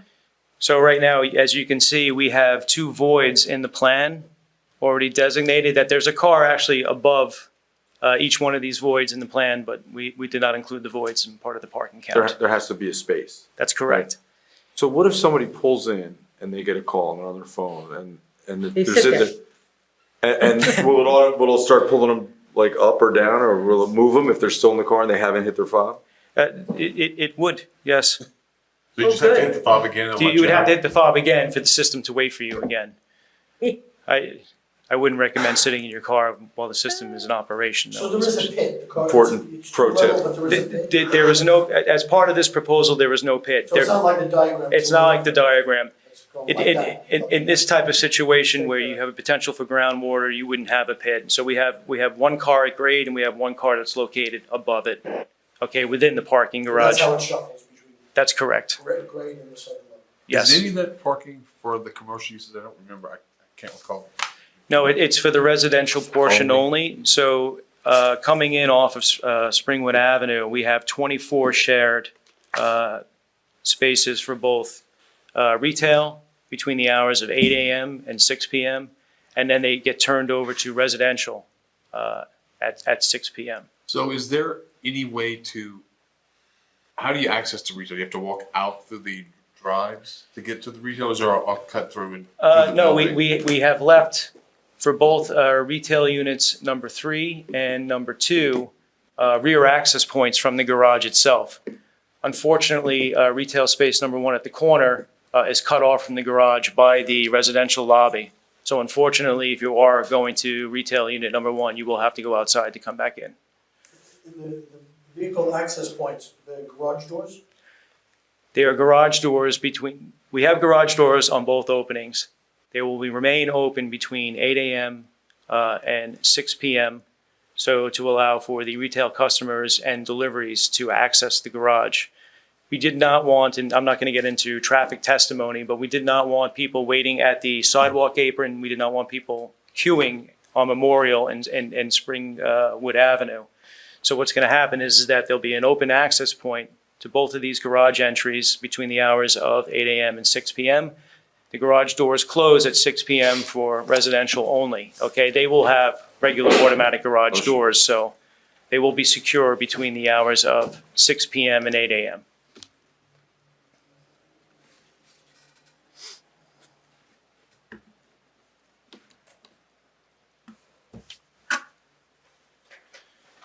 So just moving further into testimony, we do have a centralized commercial lobby located off of Memorial Drive. As part of this proposal, at the second floor, we are proposing 7,428 square feet of commercial office space at the second floor. We have our fair share of utility meters and bicycle storage along the frontage of Memorial Avenue. This goes part and parcel with some of the design elements that we'll talk about later. One of the comments of Insight and also CCH was the van loading space and the loading space for deliveries and so forth as part of the original design was shared. We have now separated the ADA compliant van space from the loading space. So again, we have an 8'6" by 8' van drop-off that also substitutes as the access point to the residential lobby from the garage. And we're proposing a 19 feet wide by 27 foot long compliant loading bay in dimension. However, we are asking for a deviation for the loading bay height. This property is irregular, not only in shape, not only due to certain design restraints. However, we have an extreme grade change from the southern portion of the site to the northern portion of the site. It changes 5 feet. So that result, the northern portion where the loading bay is, we have a clearance height of 12.67 feet where the 14 feet is required by the municipal land use ordinance. So we're requesting a deviation for 1.33 feet. Why the office space on the second floor? It's permitted, and this particular ownership group thought it was a viable use for the second floor. Could you put, so it's mixed with residential on the second floor? It's mixed with residential on the second If you floor. didn't have it, you could put more residential? You could. And you could have more retail than if you didn't have a commercial lobby on the ground floor. That's correct. Is there any contemplation like what kind of retail you would be in? I'm just thinking, like food, like a grocery store or something that's a support service for the residential plus all the people that live across the street, all the things. It's not really, that's kind of a food desert over there. Yeah, I mean, you could potentially have, again, a small a deli or food service establishment, based at these sizes, though, it's probably going to be kind of retail that services, the building and minor pedestrian foot traffic. I don't really envision a lot of vehicles, and I'm not going to get into traffic testimony, that are actually going to drive to this site.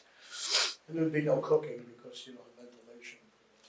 Well, if it's a permitted use that we could potentially have a restaurant in that space, and I think it could be, we certainly could vent through the roof if need be on those retail spaces.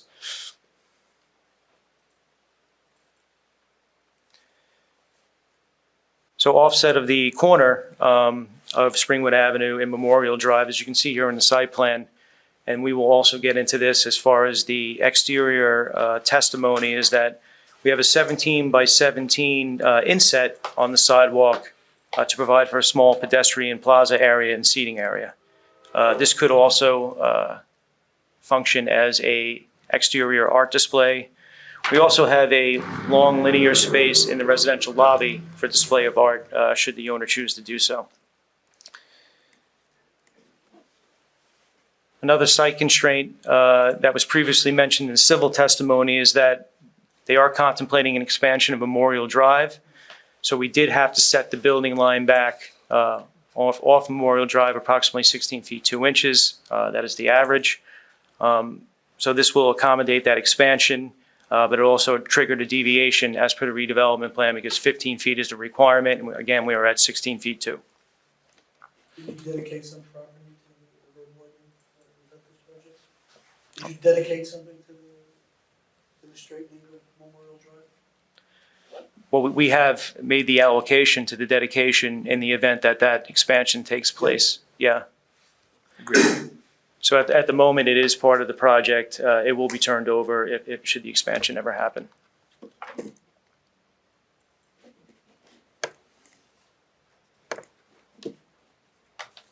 Just so I'm clear on that, so if Monmouth County, if you dedicate to Monmouth County, you're gonna be at 15 feet.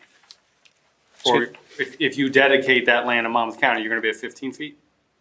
We will probably be at actually less than 15 feet. Yeah.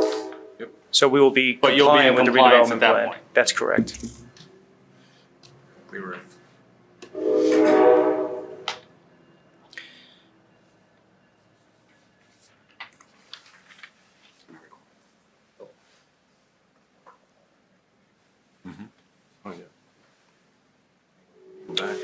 So if we work our way up the building, at the second floor, as previously mentioned, as you can see here in white, this long linear bar facing Memorial Drive is the office commercial suite.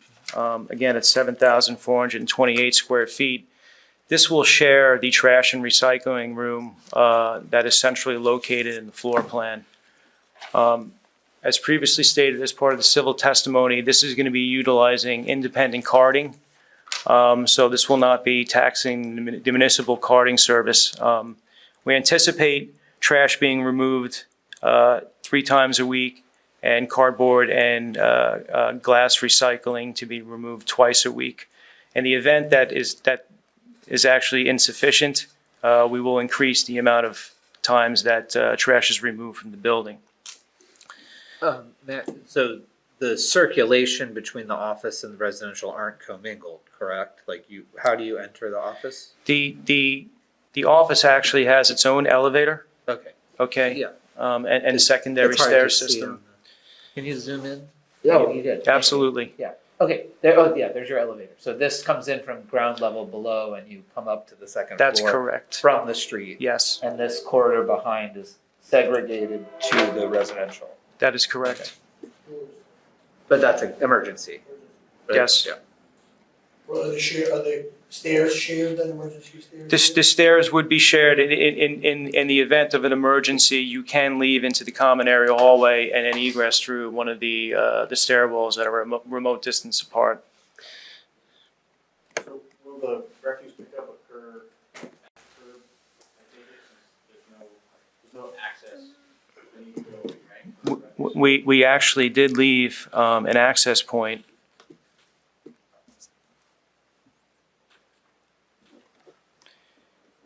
In the trash room by an overhead garage door. And we did anticipate trash being removed from within the garage as opposed to Memorial Drive where we don't actually have an area to remove trash from and park a garbage truck. So we anticipated the trash from the independent carter to be removed from within the garage out through this opening adjacent to the compactor. So the ceiling height is sufficient for a garbage?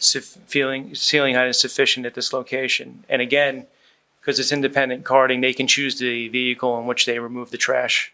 And it's not just a standard municipal garbage truck.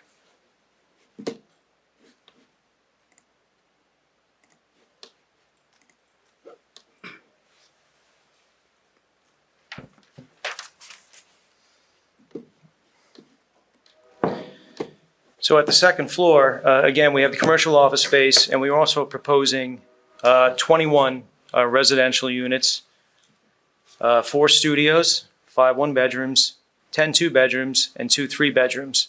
The overall building coverage on the second floor is at 64%, and the footprint area is 31,918 square feet. We are also proposing, facing the rail track, a 2,970 square foot common area amenity. This amenity opens up to 2 common terraces, one at 1,640, which is to the north, and then one at 1,950 square feet to the south. The units that are in the W also have private terrace space, which is actually in the form of a roof deck.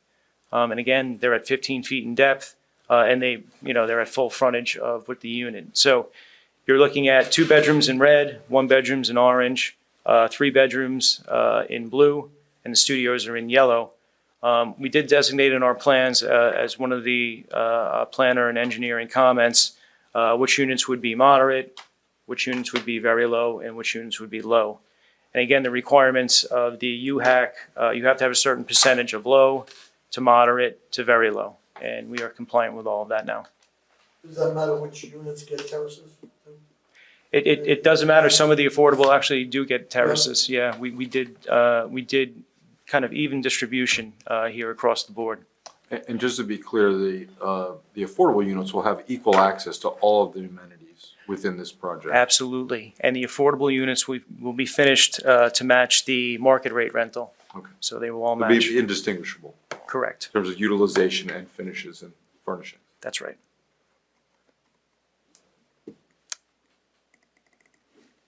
Excuse me, did you describe how the trash removal is going to take place from these upper floors? You have a trash room on the first floor, storage room? We have an individual trash and recycling room on every floor with a trash chute. So any garbage Okay. will go down the chute to the compactor, and then recycling will probably be taking off by management from that floor down to the garbage and recycling room, and then carted away, independent carting.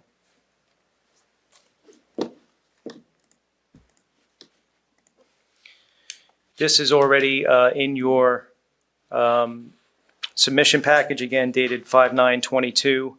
This is a look at one of the courtyards at the second floor.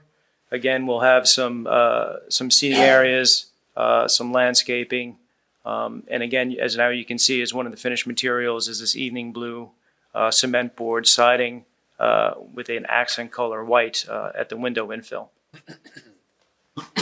They're operable windows, yes? Absolutely. Required by code for ventilation. And I think you said the last time around, this is a full electric building, This is a full electric building.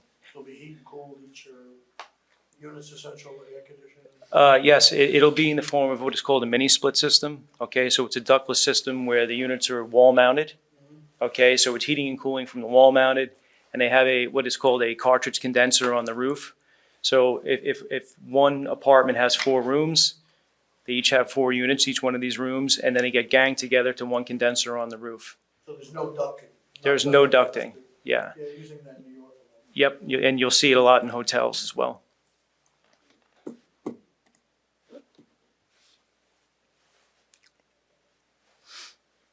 I apologize, we have heavy graphics in this presentation. At the third floor, again, same coverage as the second floor, and now each courtyard is open air down to the first floor roof. At the third and the fourth floor, though, we are proposing a 35-unit with 8 studios, 10 one-bedrooms, 16 two-bedrooms, and 1 three-bedroom, again highlighted in blue.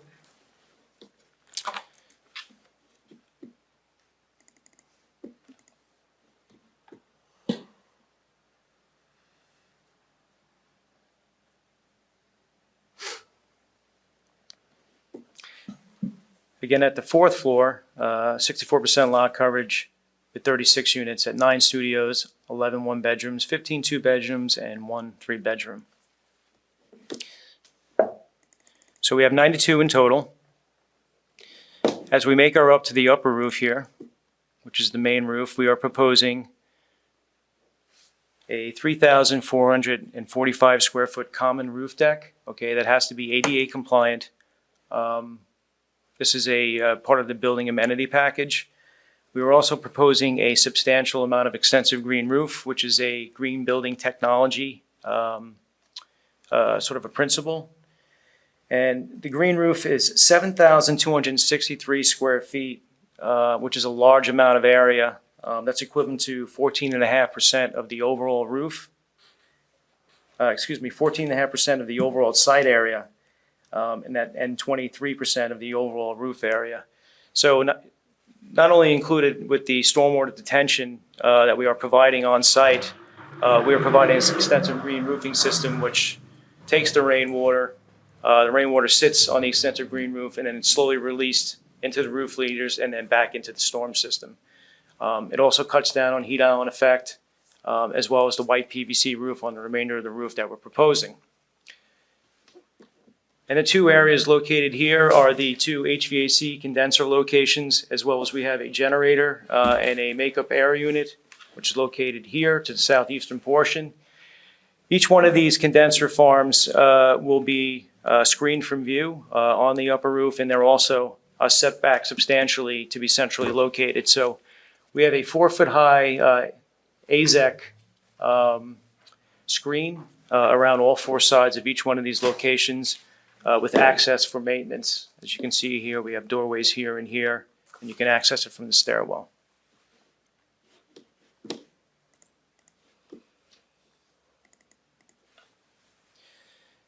Again, this is in your package as part of your exhibits. To the northeastern portion of the roof, we have that common area roof deck that's being fed by the elevator. At the lower roof portion, as you can see here, we have the two common area decks fed from the building amenity. The extensive green roof, again, over 7,000 square feet, and the screen condensers centrally located, so they will not be viewable from the street. Do you have gray water recycling? Not part of this proposal. We do have stormwater detention, and the civil engineer can certainly get into that.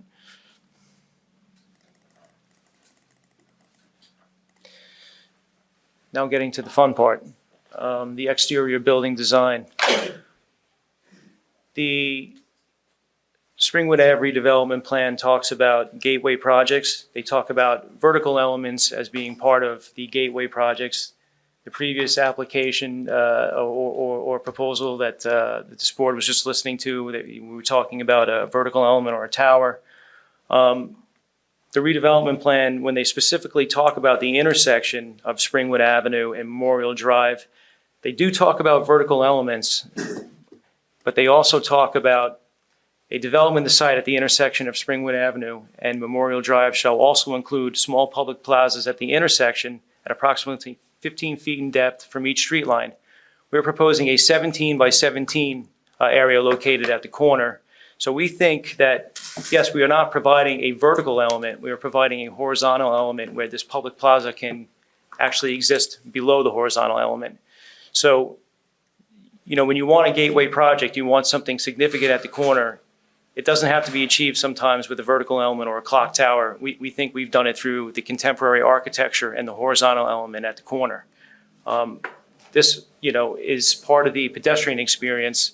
You can allow for, you know, small gatherings and also display of you know, exterior art as mentioned here and highlighted as part of the Springwood Avenue Gateway Zone.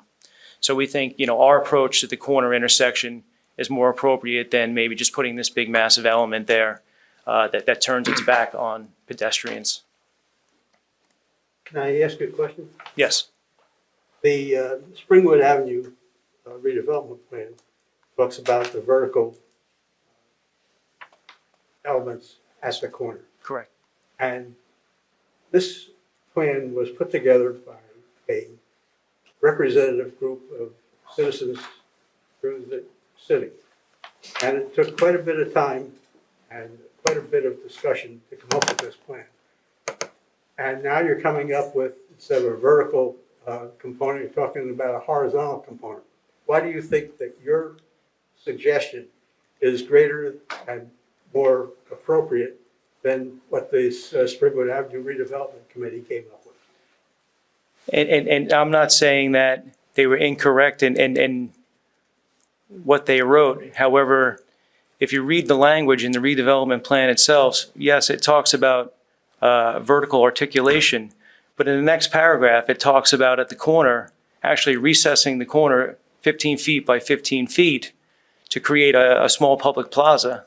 So if you have a vertical element at the corner, you cannot create the public space for pedestrians. So it's kind of, it contradicts. Why can't you do that? Why can't you come up with a design that would incorporate the vertical element as well as the plaza at the corner? It's something that can certainly be looked at, but we think that the horizontal element goes part and parcel with the overall contemporary building design that's being presented here this evening. So it's not just the corner element that has to be considered, which I think is very strong in what we're proposing here. You have to look at the composition as a whole as part of the project, and then hopefully you as the board, finds it appropriate to the project. I go back to the comment that I made to start with. The Springwood Avenue redevelopment plan was a plan that was developed with input from throughout the city. And this is what the city has decided that it wanted. Now you're giving it something entirely different. How do you justify it? I'm curious. Sorry, Jim, go ahead. Why don't you answer, Mr. Well, I have a comment. So, if you look at the Wait, building, hold on. Yeah, Jim has a question, so let the. And then I do have a follow-up, but I wanted to let Jim. Again, I just going back to the previous testimony that I just gave you, I think it doesn't have to be a literal vertical expression.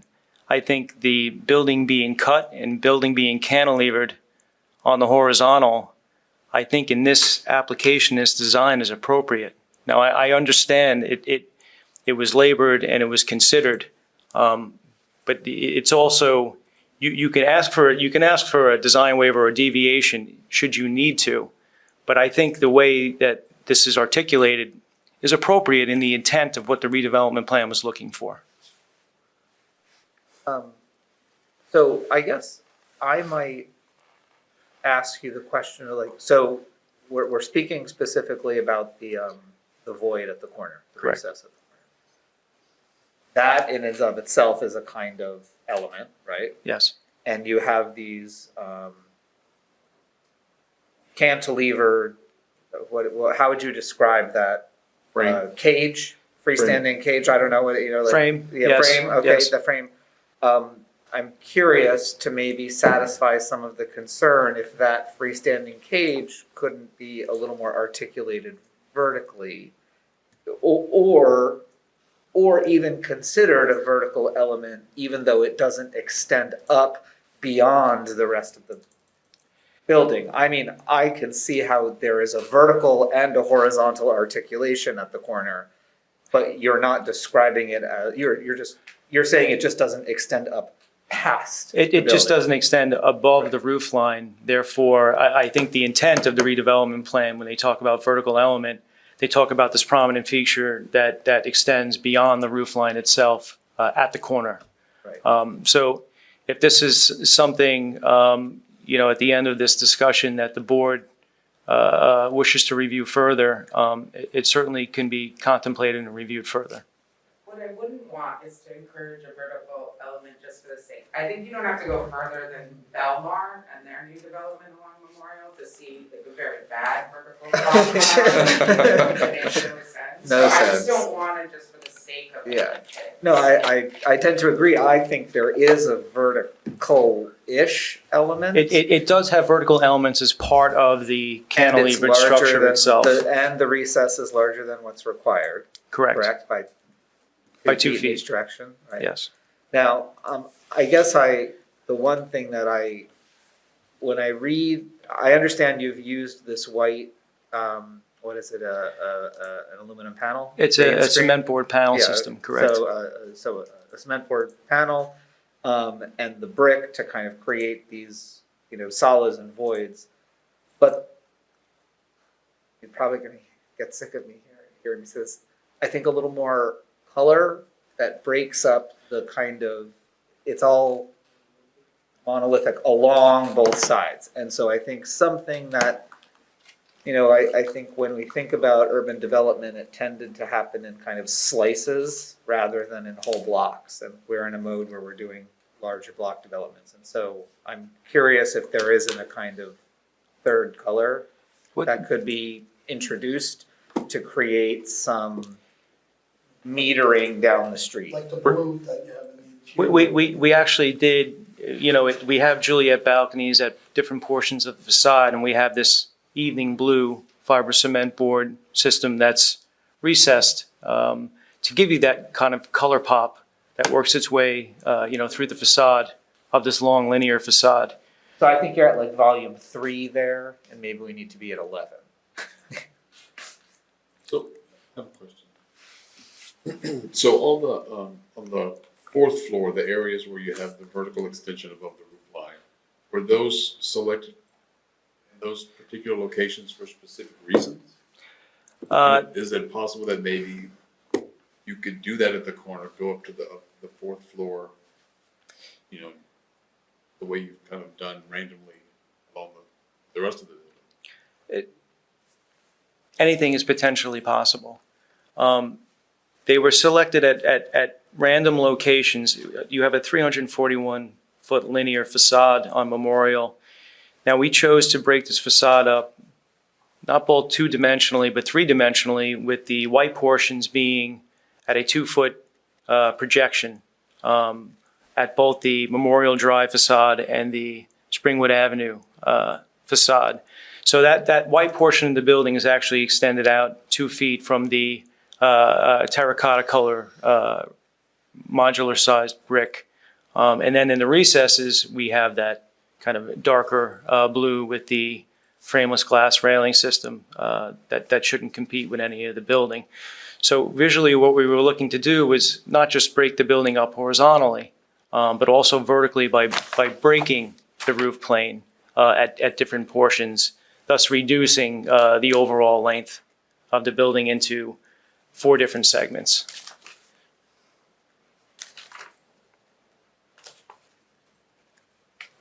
I think it's pretty effective in doing that in terms of the building mass. Yes. But again, it just, if we could get this to feel like chunks relate to each other in some way, that would be my constructive criticism. That color, it's a gateway. We want to, It's hard to see because there are Juliet Right. balconies that are further down Memorial. Right. You don't have an elevation just from Memorial. I wouldn't necessarily refer to as a midnight blue as a kind of pop of color. It's seen at midnight. You walk a fine line when you start pulling out very strong color choices. They have a tendency to date themselves after X amount of years. I think the palette, while it is striking in contrast between the terracotta color and the white color, we do have that color pop in blue. But they're strong colors that should stand the test of time. Again, we can wait till we get down the road for further discussion. Should we want to look at color? Maybe some more potentially. Is that long space on the second floor, right from the corner, you have a little Juliet balcony there with a woman there. Is that the commercial space? Yes, that commercial space runs from this Juliet balcony all the way down to the far Juliet balcony on the Memorial Ave facade. That might be distinguished at the exterior, not just blending in with the white above. If you're using cement panels, then you would have the ability, not to get into the. I don't want to pick your colors, but what's that? I don't want to pick your colors, but right, but there's all kinds of colors you can do with that maybe wouldn't be dated and would be more in that line of longevity between the whites and the others that would go with the brick. And I think the point being that it is 340 feet long. Right. That's longer than a New York City block on a short side, and that's bigger than a football field. It is a football field. That's right. So I think that just helping establish a rhythmic pattern that extends along is another parameter. That's all. I'll shut up. The redevelopment plan speaks to avoiding long horizontal blocks. That's correct. And when you pull back from this, it's a 2-foot recess, which I think if you're up close is meaningful. But as you're driving, as you're viewing it this way, it's not very perceptible, right? it's minimal. And when you look at this rendering in particular, if you pull back, it feels like, this is layman's terms, like a loaf, right? Right. You need to be able to break that up and modulate it in a way that suggests a more evolutionary path to this building, consistent with an urban block. Correct. But on the flip side, if you do look at, the articulation is random for the reason that it's contemporary architecture. The minute we start to create formation to the building, the design itself is really sort of, it's marginalized. It then becomes kind of a rhythm. I understand that. But the building then becomes very regimented. And it really, it's a different piece of architecture then that we're talking about. I wasn't suggesting that it would be regular. It need not be regular. Not looking for anything regular. Yeah. I think Asbury, I think the building really should reflect the gateway to Asbury, just as we were talking about previously in the last discussion. Asbury is this beautiful artistic city where music thrives and art thrives, and I think its architecture should be part and parcel with the identity of the city. So, we will review it further, and we will obviously, come back for further discussion. When you review that, remember that the architecture of the city that exists now and existed 5 years ago is what people talk about. When they talk about the architecture of the city, they don't talk about what comes down the road and the more modern architecture. They're talking about the historic architecture of the city. Absolutely, and no question. The architecture in Asbury is one of the key components why people actually come to visit the Carousel and the casino and the convention center. But those were contemporary pieces, beautiful pieces of their time. Now, if you want to try to replicate something like that or something from the 80s or 90s, you're doing yourself a disservice. I think, that Asbury has to move forward, in design and in thought on how they look at their architecture and not try to mimic the past, because you'll get bad kind of replications of what the past is. It'll never capture the beauty of what's there now. Well, I don't want to get into a philosophical discussion. That's not my job. Do you have any more to present? Excuse me? Do you have any more to present? I have a lot more to present. All right, let's go. Yes. Going back to the corner feature we just previously discussed, you can see the Juliet balconies recessed at the third floor here.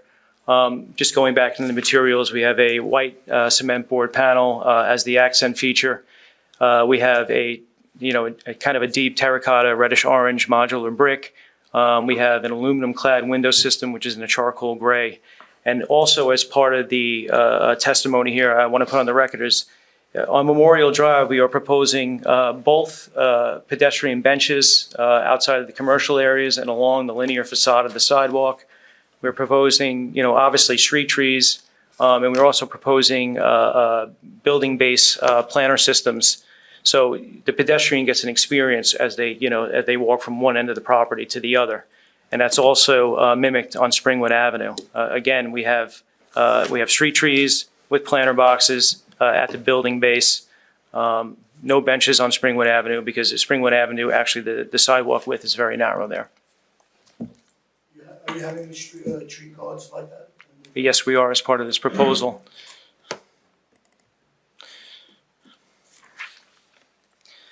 Just going back in two-dimensional elevations, we are proposing, again, a 45-foot tall structure at 4 stories. The first floor to second floor on the average is 15 feet, and the residential floors from floor to floor are 10 feet, 10 feet, and 10 feet, totaling 45 feet. As you can see in 2 dimensions, you have more of a random pattern as opposed to a regimented pattern. By the request of Mr. Sullivan, we put together a rendering facing north on Memorial Drive. around the perimeter of the property on both the southern portion and the rail portion, we are proposing a 6-foot-high retaining wall for security and also to screen off the first floor parking garage. We have the cement board panel, and then as you turn the corner, it turns into a blue fiber cement lap siding. Right here in the foreground, as you can see, is the taller of the two garage doors with the 20-foot wide curb cut on Memorial Drive. Two-dimensional elevation. We have landscaping in the parking garage on the inside of the retaining wall design.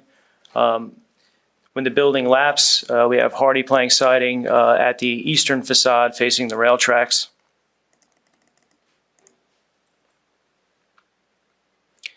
Again, Springwood Avenue with the building-based planters, street trees.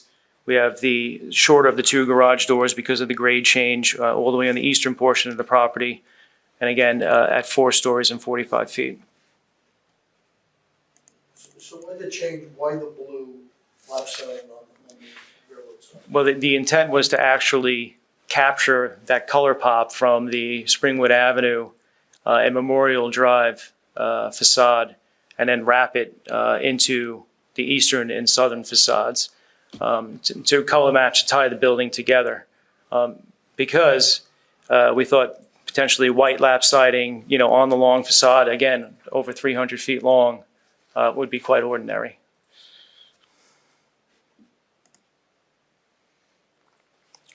Again, the recess at the center courtyard at the second floor, longer retaining wall, and again at 45 feet in height.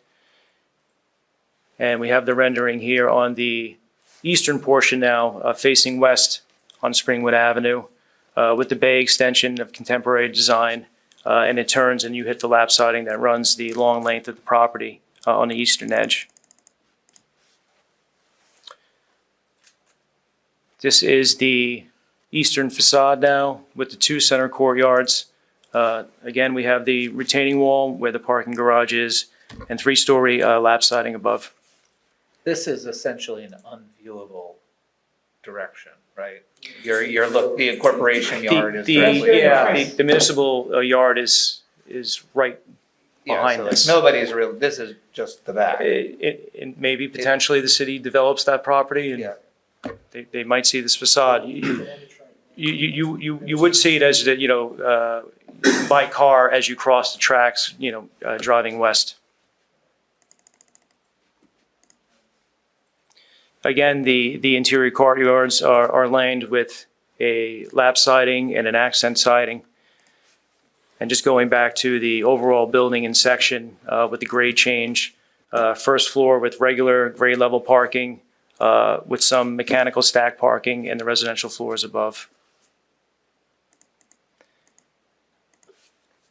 Going into the materials, we've already discussed fiber cement panels, both white and blue, with aluminum frame clad windows around the whole entire project, with a terracotta colored modular red brick and the lap siding at the courtyards. This concludes my direct testimony for the project. The board have any questions? Are you the person to talk to about the plantings, or is there going to be somebody else? We do have a civil engineer to talk about the street plantings and the lower plantings. My office handled the plantings at the upper courtyards and at the roof. Any other questions from our planning board members? Questions from our? Yeah, I have one other question. Okay. On the memorial side facade, as I recall, on the first floor, the storefront windows are substantially less than supposed to be, correct? That's correct. Is there something that you could do with that facade to increase that, even if they're not functional storefronts? Could you do something maybe with a frosted glass or? Yeah, I think In the full frontage of the retail unit at both Memorial and Springwood, we can open up the facade and the amount of glazing to maximize for that retail unit itself. You know, we have other areas like bicycle storage and metering and other areas that are part of the building base that don't necessarily lend itself to a large amount of glazing, but yes, we can open up the facade there. I think the bicycle rack or the meter rooms are good examples. Is there something you can do, even though they're not functional storefronts? Is there something you can do to give the illusion that you have more storefronts? I mean, again, instead of having a clear glass, maybe a frosted glass? Or... Yes, we use translucent glazing so that, you know, it'll emit a light from behind. However, you won't be able to see into it because this is, you know, you still want to have, you know, a window opening there for pedestrian scale. However, you certainly don't want them looking in and certainly stealing bikes or anything like totally, that. But I totally agree with that. Yeah. But if you can increase that storefront, even if it's only an illusion. Right. Any other questions from our planning board members? Questions from our professionals? Did your office prepare the lighting plan for the building? We did. We had actually, we've had a lighting consultant brought on board for this last submission. So the one question I have is that in the courtyards, you have, you need some design exceptions for the lights. You know that, the coloring. And generally, the lighting is better than it was. You have the coverages that you need. But these pole-mounted lights have shown up in the courtyards.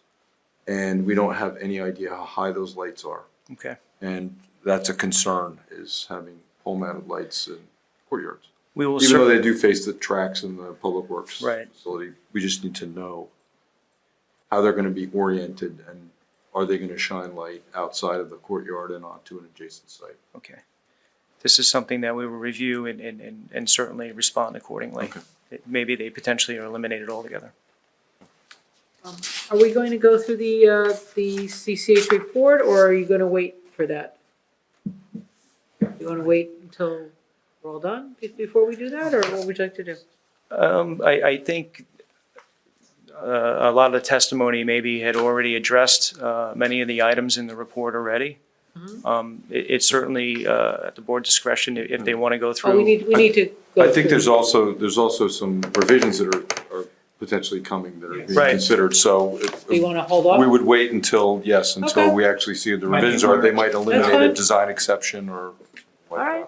That's my suggestion. Okay. All right, so let's open it up for public questions. Any questions, public? On the testimony that you've heard? Yeah, I have one question about that northern rendering you just showed. Hold on. You can just state Oh, your name sorry. and your address for Yep. the record, please. Michael Goonan, 1101 Ocean Avenue. On that northern rendering you just showed, This one? no, the one from Memorial, looking south.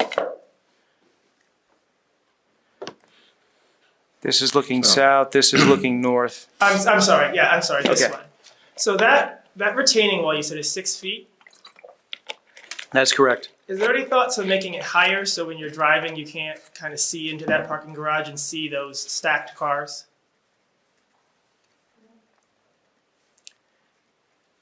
I think 6 feet is the requirement. It's something that certainly could be considered if the board would allow us to consider. Can you see the stacked parking?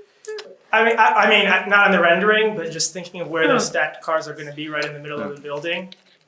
It seems like you'd be able to see right over that wall. where they are. It's an interesting point. Right.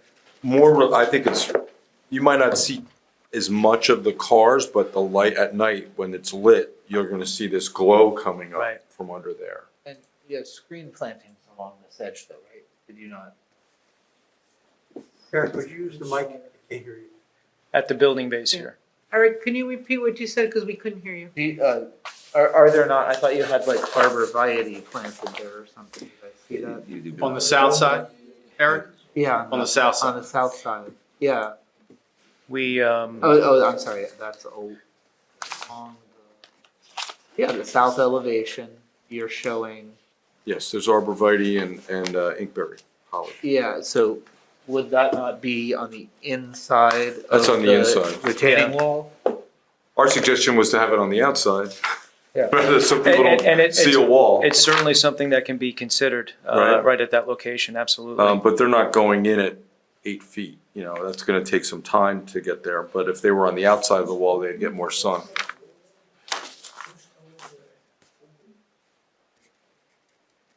It appears so, yes. So there's not a wall there, but those cars are. Essentially on that's stilts. outside?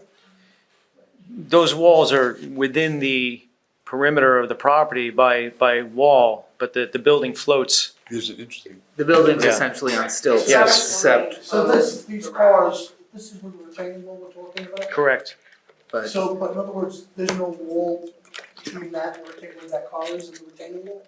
in order to keep. the There is garage- none, and part of the original testimony is that civil engineer, ventilation. there is a sewer pipe that runs at the southern portion of this building that you cannot build on or above. And, you know, we have provided a 10-foot setback, which is sufficient. So that's why the building actually is set back at that location, and the parking extends further. So in that section, the building is on Stilts, columns, stilts. correct. And in other areas, the wall goes down to the sidewalk. That's correct. So the garage is open and. And closed.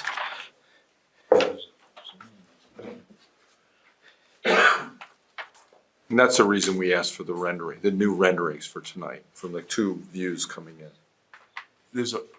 You have a colored plan that shows that you can see, that was the first I realized that the parking was actually exposed.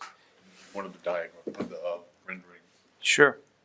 Yeah, it's the overall rendering of it shows the roof. Of the roof. Yeah, Yeah. that's where you see it.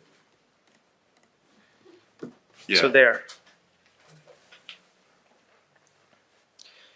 You know, you also have to maintain, you know, certain setbacks for windows in relation to fire code. So we have a 10-foot setback at the track line, and then we have the setback due to the existing sewer pipe that we have to be mindful of. Would you also have a consideration on, I see that on one of the renderings, you could see the garage, that you could see right through the garage door. Should that be considered to be frosted or something? Because seeing through a garage door It is would be, really unappealing. it would either be an opaque aluminum, or it would be, again, a translucent glass that you would not be able to see through. We don't met with New Jersey Transit. I'm sorry? We met with New Jersey Transit. I have not, as the architect. Somebody back there saying yes. Yeah. And they're fine with your sight line. We'll have our engineer Okay. respond to that when he comes up. Okay, no one has any other questions? I just have a question about the wall finish that we're talking about. So Yes. I think it says parsed or it's supposed to say parged on it. Cementitious parging colored to match the building base brick color. So just confirm, because that rendering doesn't really show it, the arborvitae are inside the wall between the cars and the wall. That's right. It's like frosting a cake. And that wall is going to be constructed of? CMU masonry. It is Okay, a and solid it's gonna masonry wall. And it's going to have a stucco finish? It will, correct. Only on the southern and the eastern sides, you know, fronting Bolt Springwood Memorial, any of that exposed wall is going to be faced in the modular brick to match the building. In and out, right? Inside the? Yes, correct. Anybody else? Okay. Madam Chair, I have Matthew Seckler here to testify. If you want to go with him, he is our traffic engineer, and also we could qualify him as a planner, although I don't think we'll hear his planning testimony tonight. All right, as long as we feel that we can get through the testimony for the end of the evening, then that's Want to go? fine. All right. Good. Thank you. Thank you. So you have 3 tabs right here. I'll give it this one. swear or affirm the testimony you're about to provide will be the truth, the whole truth, and nothing but the truth? Yes, I do. And if you can state your name and spell your last for the record, please. My name is Matthew Seckler. That's Seckler. I'm with Stonefield Engineering Design. Address is 92 Park Avenue in Rutherford, New Jersey. And Mr. Seckler, just for the record, you're testifying tonight in your capacity as? Traffic engineer. If we get to planning, which I doubt, I would also like to qualify myself as a planner. Okay. If you could take a few minutes to relay to the board your qualifications and certifications that you currently hold. Certainly. I have a Bachelor of Science in Civil Engineering from Union College in Schenectady, New York. I have a Master's in City and Regional Planning from Rutgers University. I'm a licensed professional engineer and professional planner in the state. I'm also recognized as a professional traffic operations engineer by the Institute of Transportation Engineers. It requires both an examination and experience. Been accepted before over 100 boards in the state of New Jersey and been practicing for over 15 years. And everything's current? Yes. Okay. Thank you and good evening. You're familiar with the application and you're familiar with the plans which have been submitted, correct? Correct. All right. I know you're going to start with traffic first, so why don't you help the board analyze the traffic situation? Absolutely. And we prepared a traffic impact study that was prepared and submitted to the board and their experts. It was originally dated September 2nd, 2021, and a later revision date of May 9th, 2022 to reflect the latest kind of plan changes and parking changes as part of the site plan and architectural revisions. As part of that project, we conducted a field evaluation. Again, just to remind the board, again, we're at the southeast corner of the intersection of Springwood and Memorial Drive. Memorial Drive is a county roadway. I believe it was back in 2007 or 2008. The roadway's converted from a 2-lane in each direction roadway to what's considered now a 2-way left turn lane style road as part of, I guess, a road diet. And then you have Springwood, which to the east of our site has the railroad track crossing. As part of our project, we've performed turning movement counts at the subject intersection in March of 2021. That included both AM and PM counts on a typical weekday, that was a Wednesday, as well as Saturday counts during a typical Saturday, obviously off-peak Saturday, in the fact that it was March and not in the middle of the summer. We also compared those counts to pre-COVID counts that the DOT had in the area from back in 2019. The DOT counts were also from March. Actually, it was almost 2 years to the day of when we did our counts, and we adjusted our volumes based on COVID. As of March 2021 was only about 2 to 3% off of what the typical volumes were on, I'd say, a non-summer day in this general vicinity. In the summertime, obviously, Asbury Park, it's a increase in traffic. Obviously, different roadways hit differently in terms of the increase in traffic. If you're talking about all the way to the east near the ocean, you could be talking about volumes of traffic that double or triple compared to March.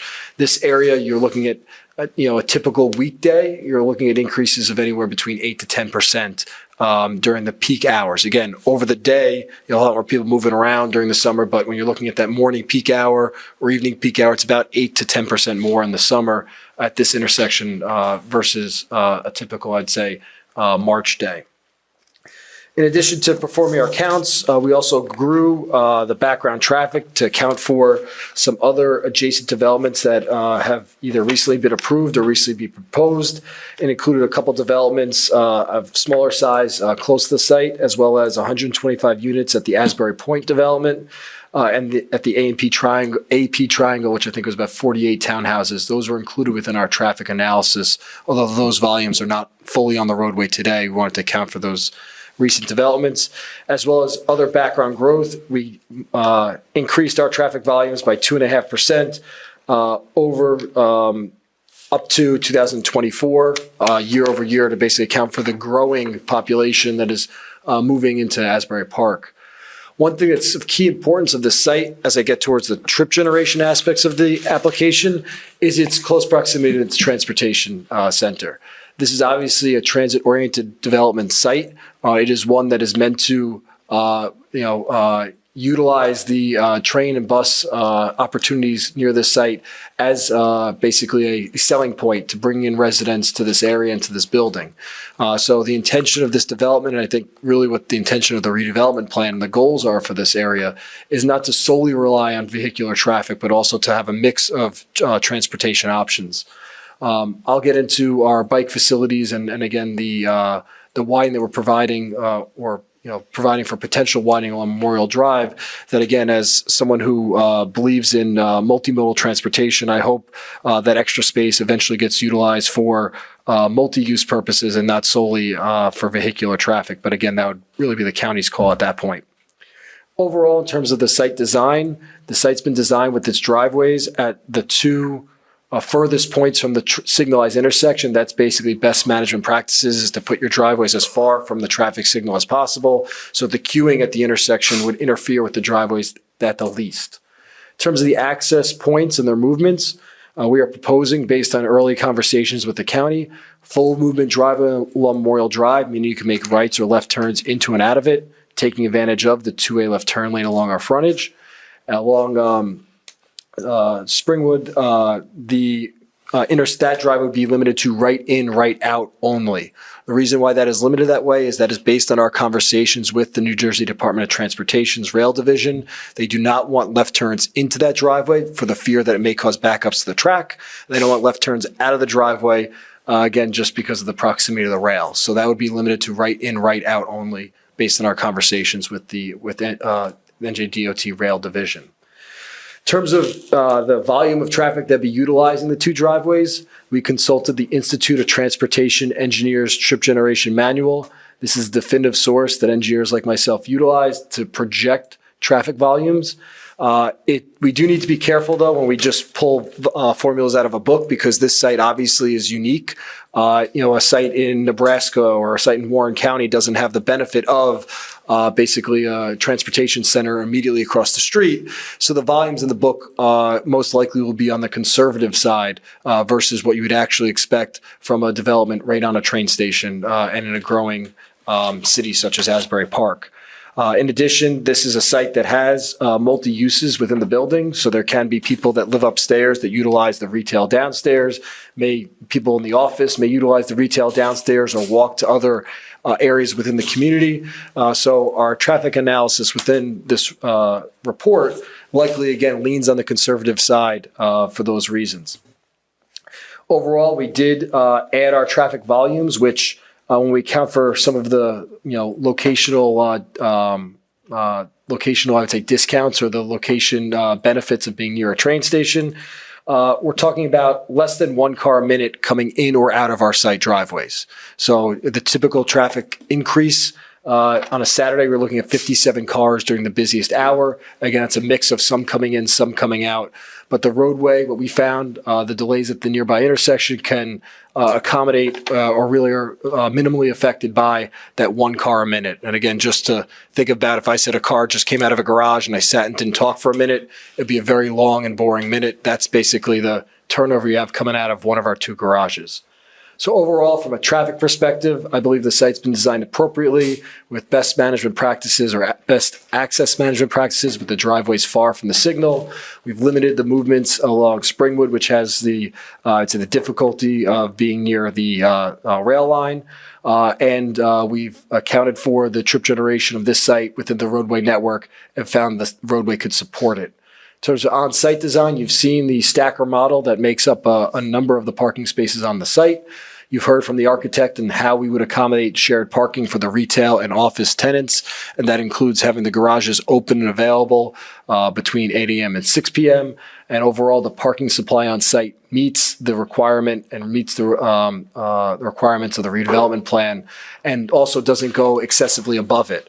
Again, as someone who tries to promote proper urban transportation goals, if the more parking spaces you provide on site, the less likely someone would utilize, let's say, a bike or walk to work, or this becomes a residential unit of choice for people that may be commuting by car. And the purpose of this type of development is to be something that helps bring people to the area that may want to use the train or bus.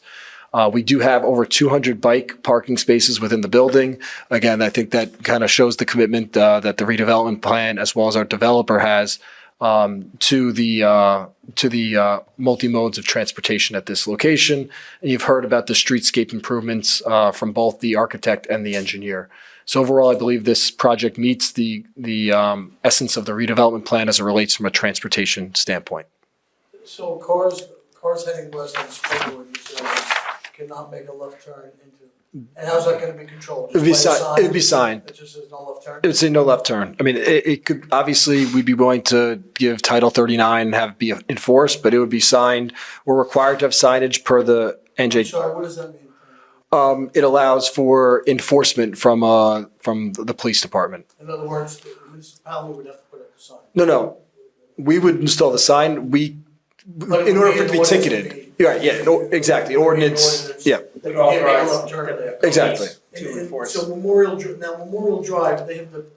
Two-way left turn I know lane. they don't seem to be enforced in New Jersey, going over yellow lines or painted, does it have a painted median? No, it has a two-way left turn lane, so it has the left turn arrows down the center. Yeah, but so so when you come out there, like, what's there, just a single yellow line? Yeah, it's, Dividing? if I could figure out how to zoom in on this, hold on. There we go.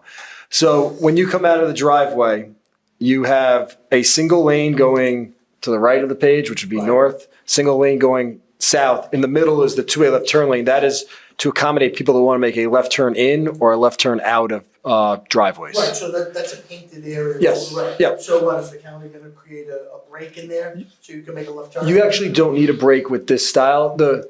The striping, it's a little tough to see. It has the dash lines in the center. New York, it's like the people coming out of Ocean Grove by Broadway and going through, to me, a painted line, you're not supposed to, solid painted line, you're not supposed to go over. So this has the solid paint lines on the outside and the dotted in the inside. That's meant to allow people to make turns across it, but not for passing. Basically, they don't want you to pass someone who's driving slowly northbound by using the lane, but it allows people to legally make turns into private driveways. Into, like.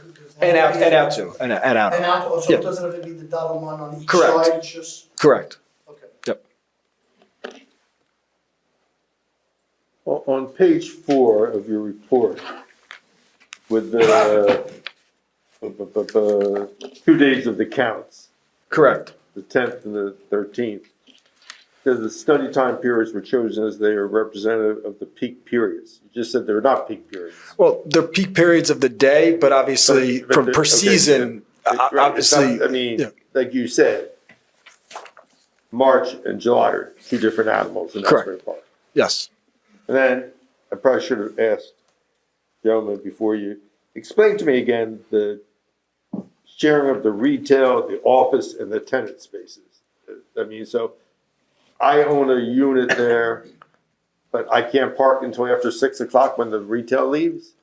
There will be spaces that will be like that obviously would be more key for people that are commuting out via car, that basically their spaces, again, I know we'll hear from the applicant on whether they're going to charge for space. I imagine those would be cheaper spaces if they charge, or maybe they're even free, that you would, as a residential tenant, you would only have the right to park in them overnight, basically between 6 p.m. and 8 a.m.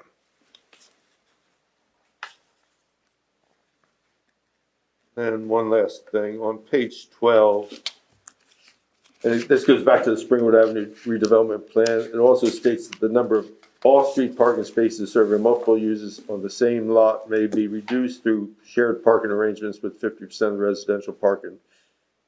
When this Springwood Avenue plan was developed, there was nothing on any of these blocks, be it Boston Way, be it Renaissance, be it anything. So that part of Springwood Avenue is already built up. Where's all this extra parking that was there 15 years ago is no longer there?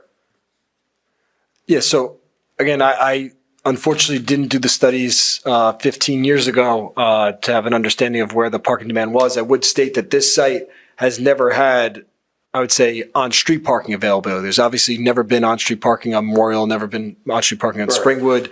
I mean, I suppose that there could have been some in the transit lots when they were less busy.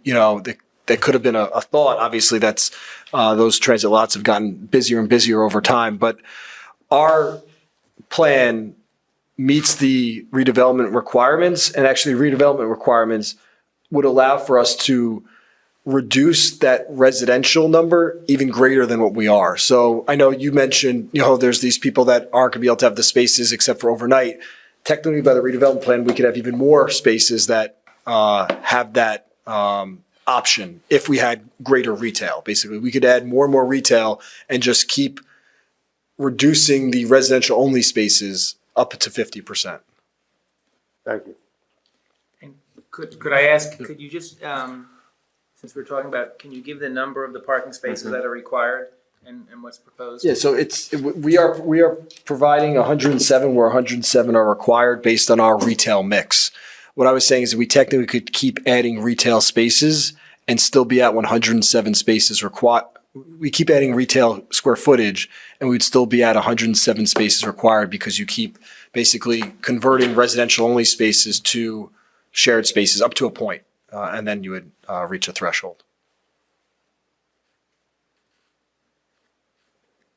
So here it's not like one space per bedroom? Here it is one space for 1-bedroom units, 1.5 space for the 3-bedroom, 1.5 for the 2-bedroom or more, and then 1 space for affordable units.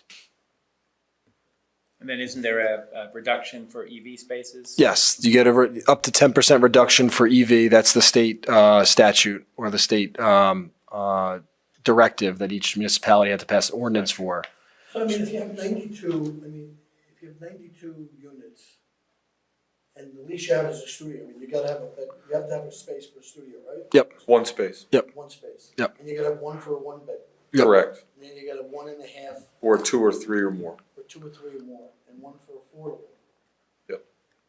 Well, it's not an addition to.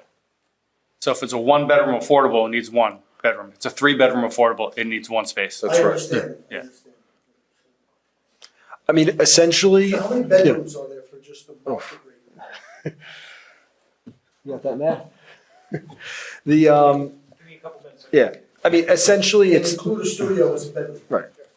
I've got, I got 44 1-bedrooms and 29 2-bedrooms, so I think that's 87 or 88 bedrooms, but some of that might be. And then how many studios? Hold on, I'll wait for Anthony to double check my math.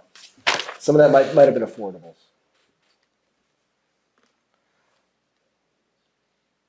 In the meantime, does anybody else have any other questions while we're doing the math? Yeah, I have a question. I guess you guys checked the. There's 21 studios. You checked the parking requirements. Yeah, right? they meet the parking requirements. They just had to provide testimony about how they're sharing. 73 bedrooms. Okay. 73 market bedrooms was what was. On, excuse me, on Springwood Avenue, at the entrance to the parking garage, have you considered possibility of a physical barrier on Springwood, or is that something that's really not necessary? So we have a small mountable curb. I don't love large islands in sidewalk areas because it ends up being kind of a tripping hazard if you're walking down the street to kind of have a island that's better for, I would say, more suburban style where you don't have a lot of people walking. But we are proposing a small mountable kind of triangle. I'm trying to show it on the screen here, just to help remind people that it's right in, right out. It's this triangle right at the driveway. I was thinking on the center line of the. Oh, like a delineator, like the little Yes, plastic like delineators? you have over here on Sunset Avenue, you have a series of, well, they're not quite cones, but something similar. Yeah, it's like plastic delineators. Again, it's a municipal roadway, so I guess as long as the municipality is okay with that. I know DOT doesn't like it. They're a different agency.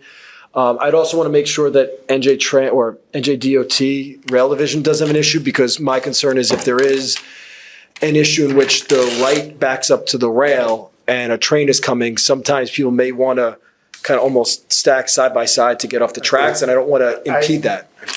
I'm not suggesting that it is necessary, but is it something you consider?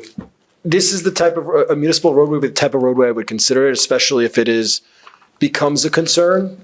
But again, I just want to make sure there's not an unintended consequence with people trying to get off the tracks. Do you have any warning when a car's coming out for pedestrians? Did we? Yeah, we have a strobe type light on this one. Devices, we have a eye-level strobe that has a small audible chirp, and then we have an LED in the sidewalk should somebody be walking past on their phone, looking down, you know? Any other questions from our board members? Any questions from our professionals?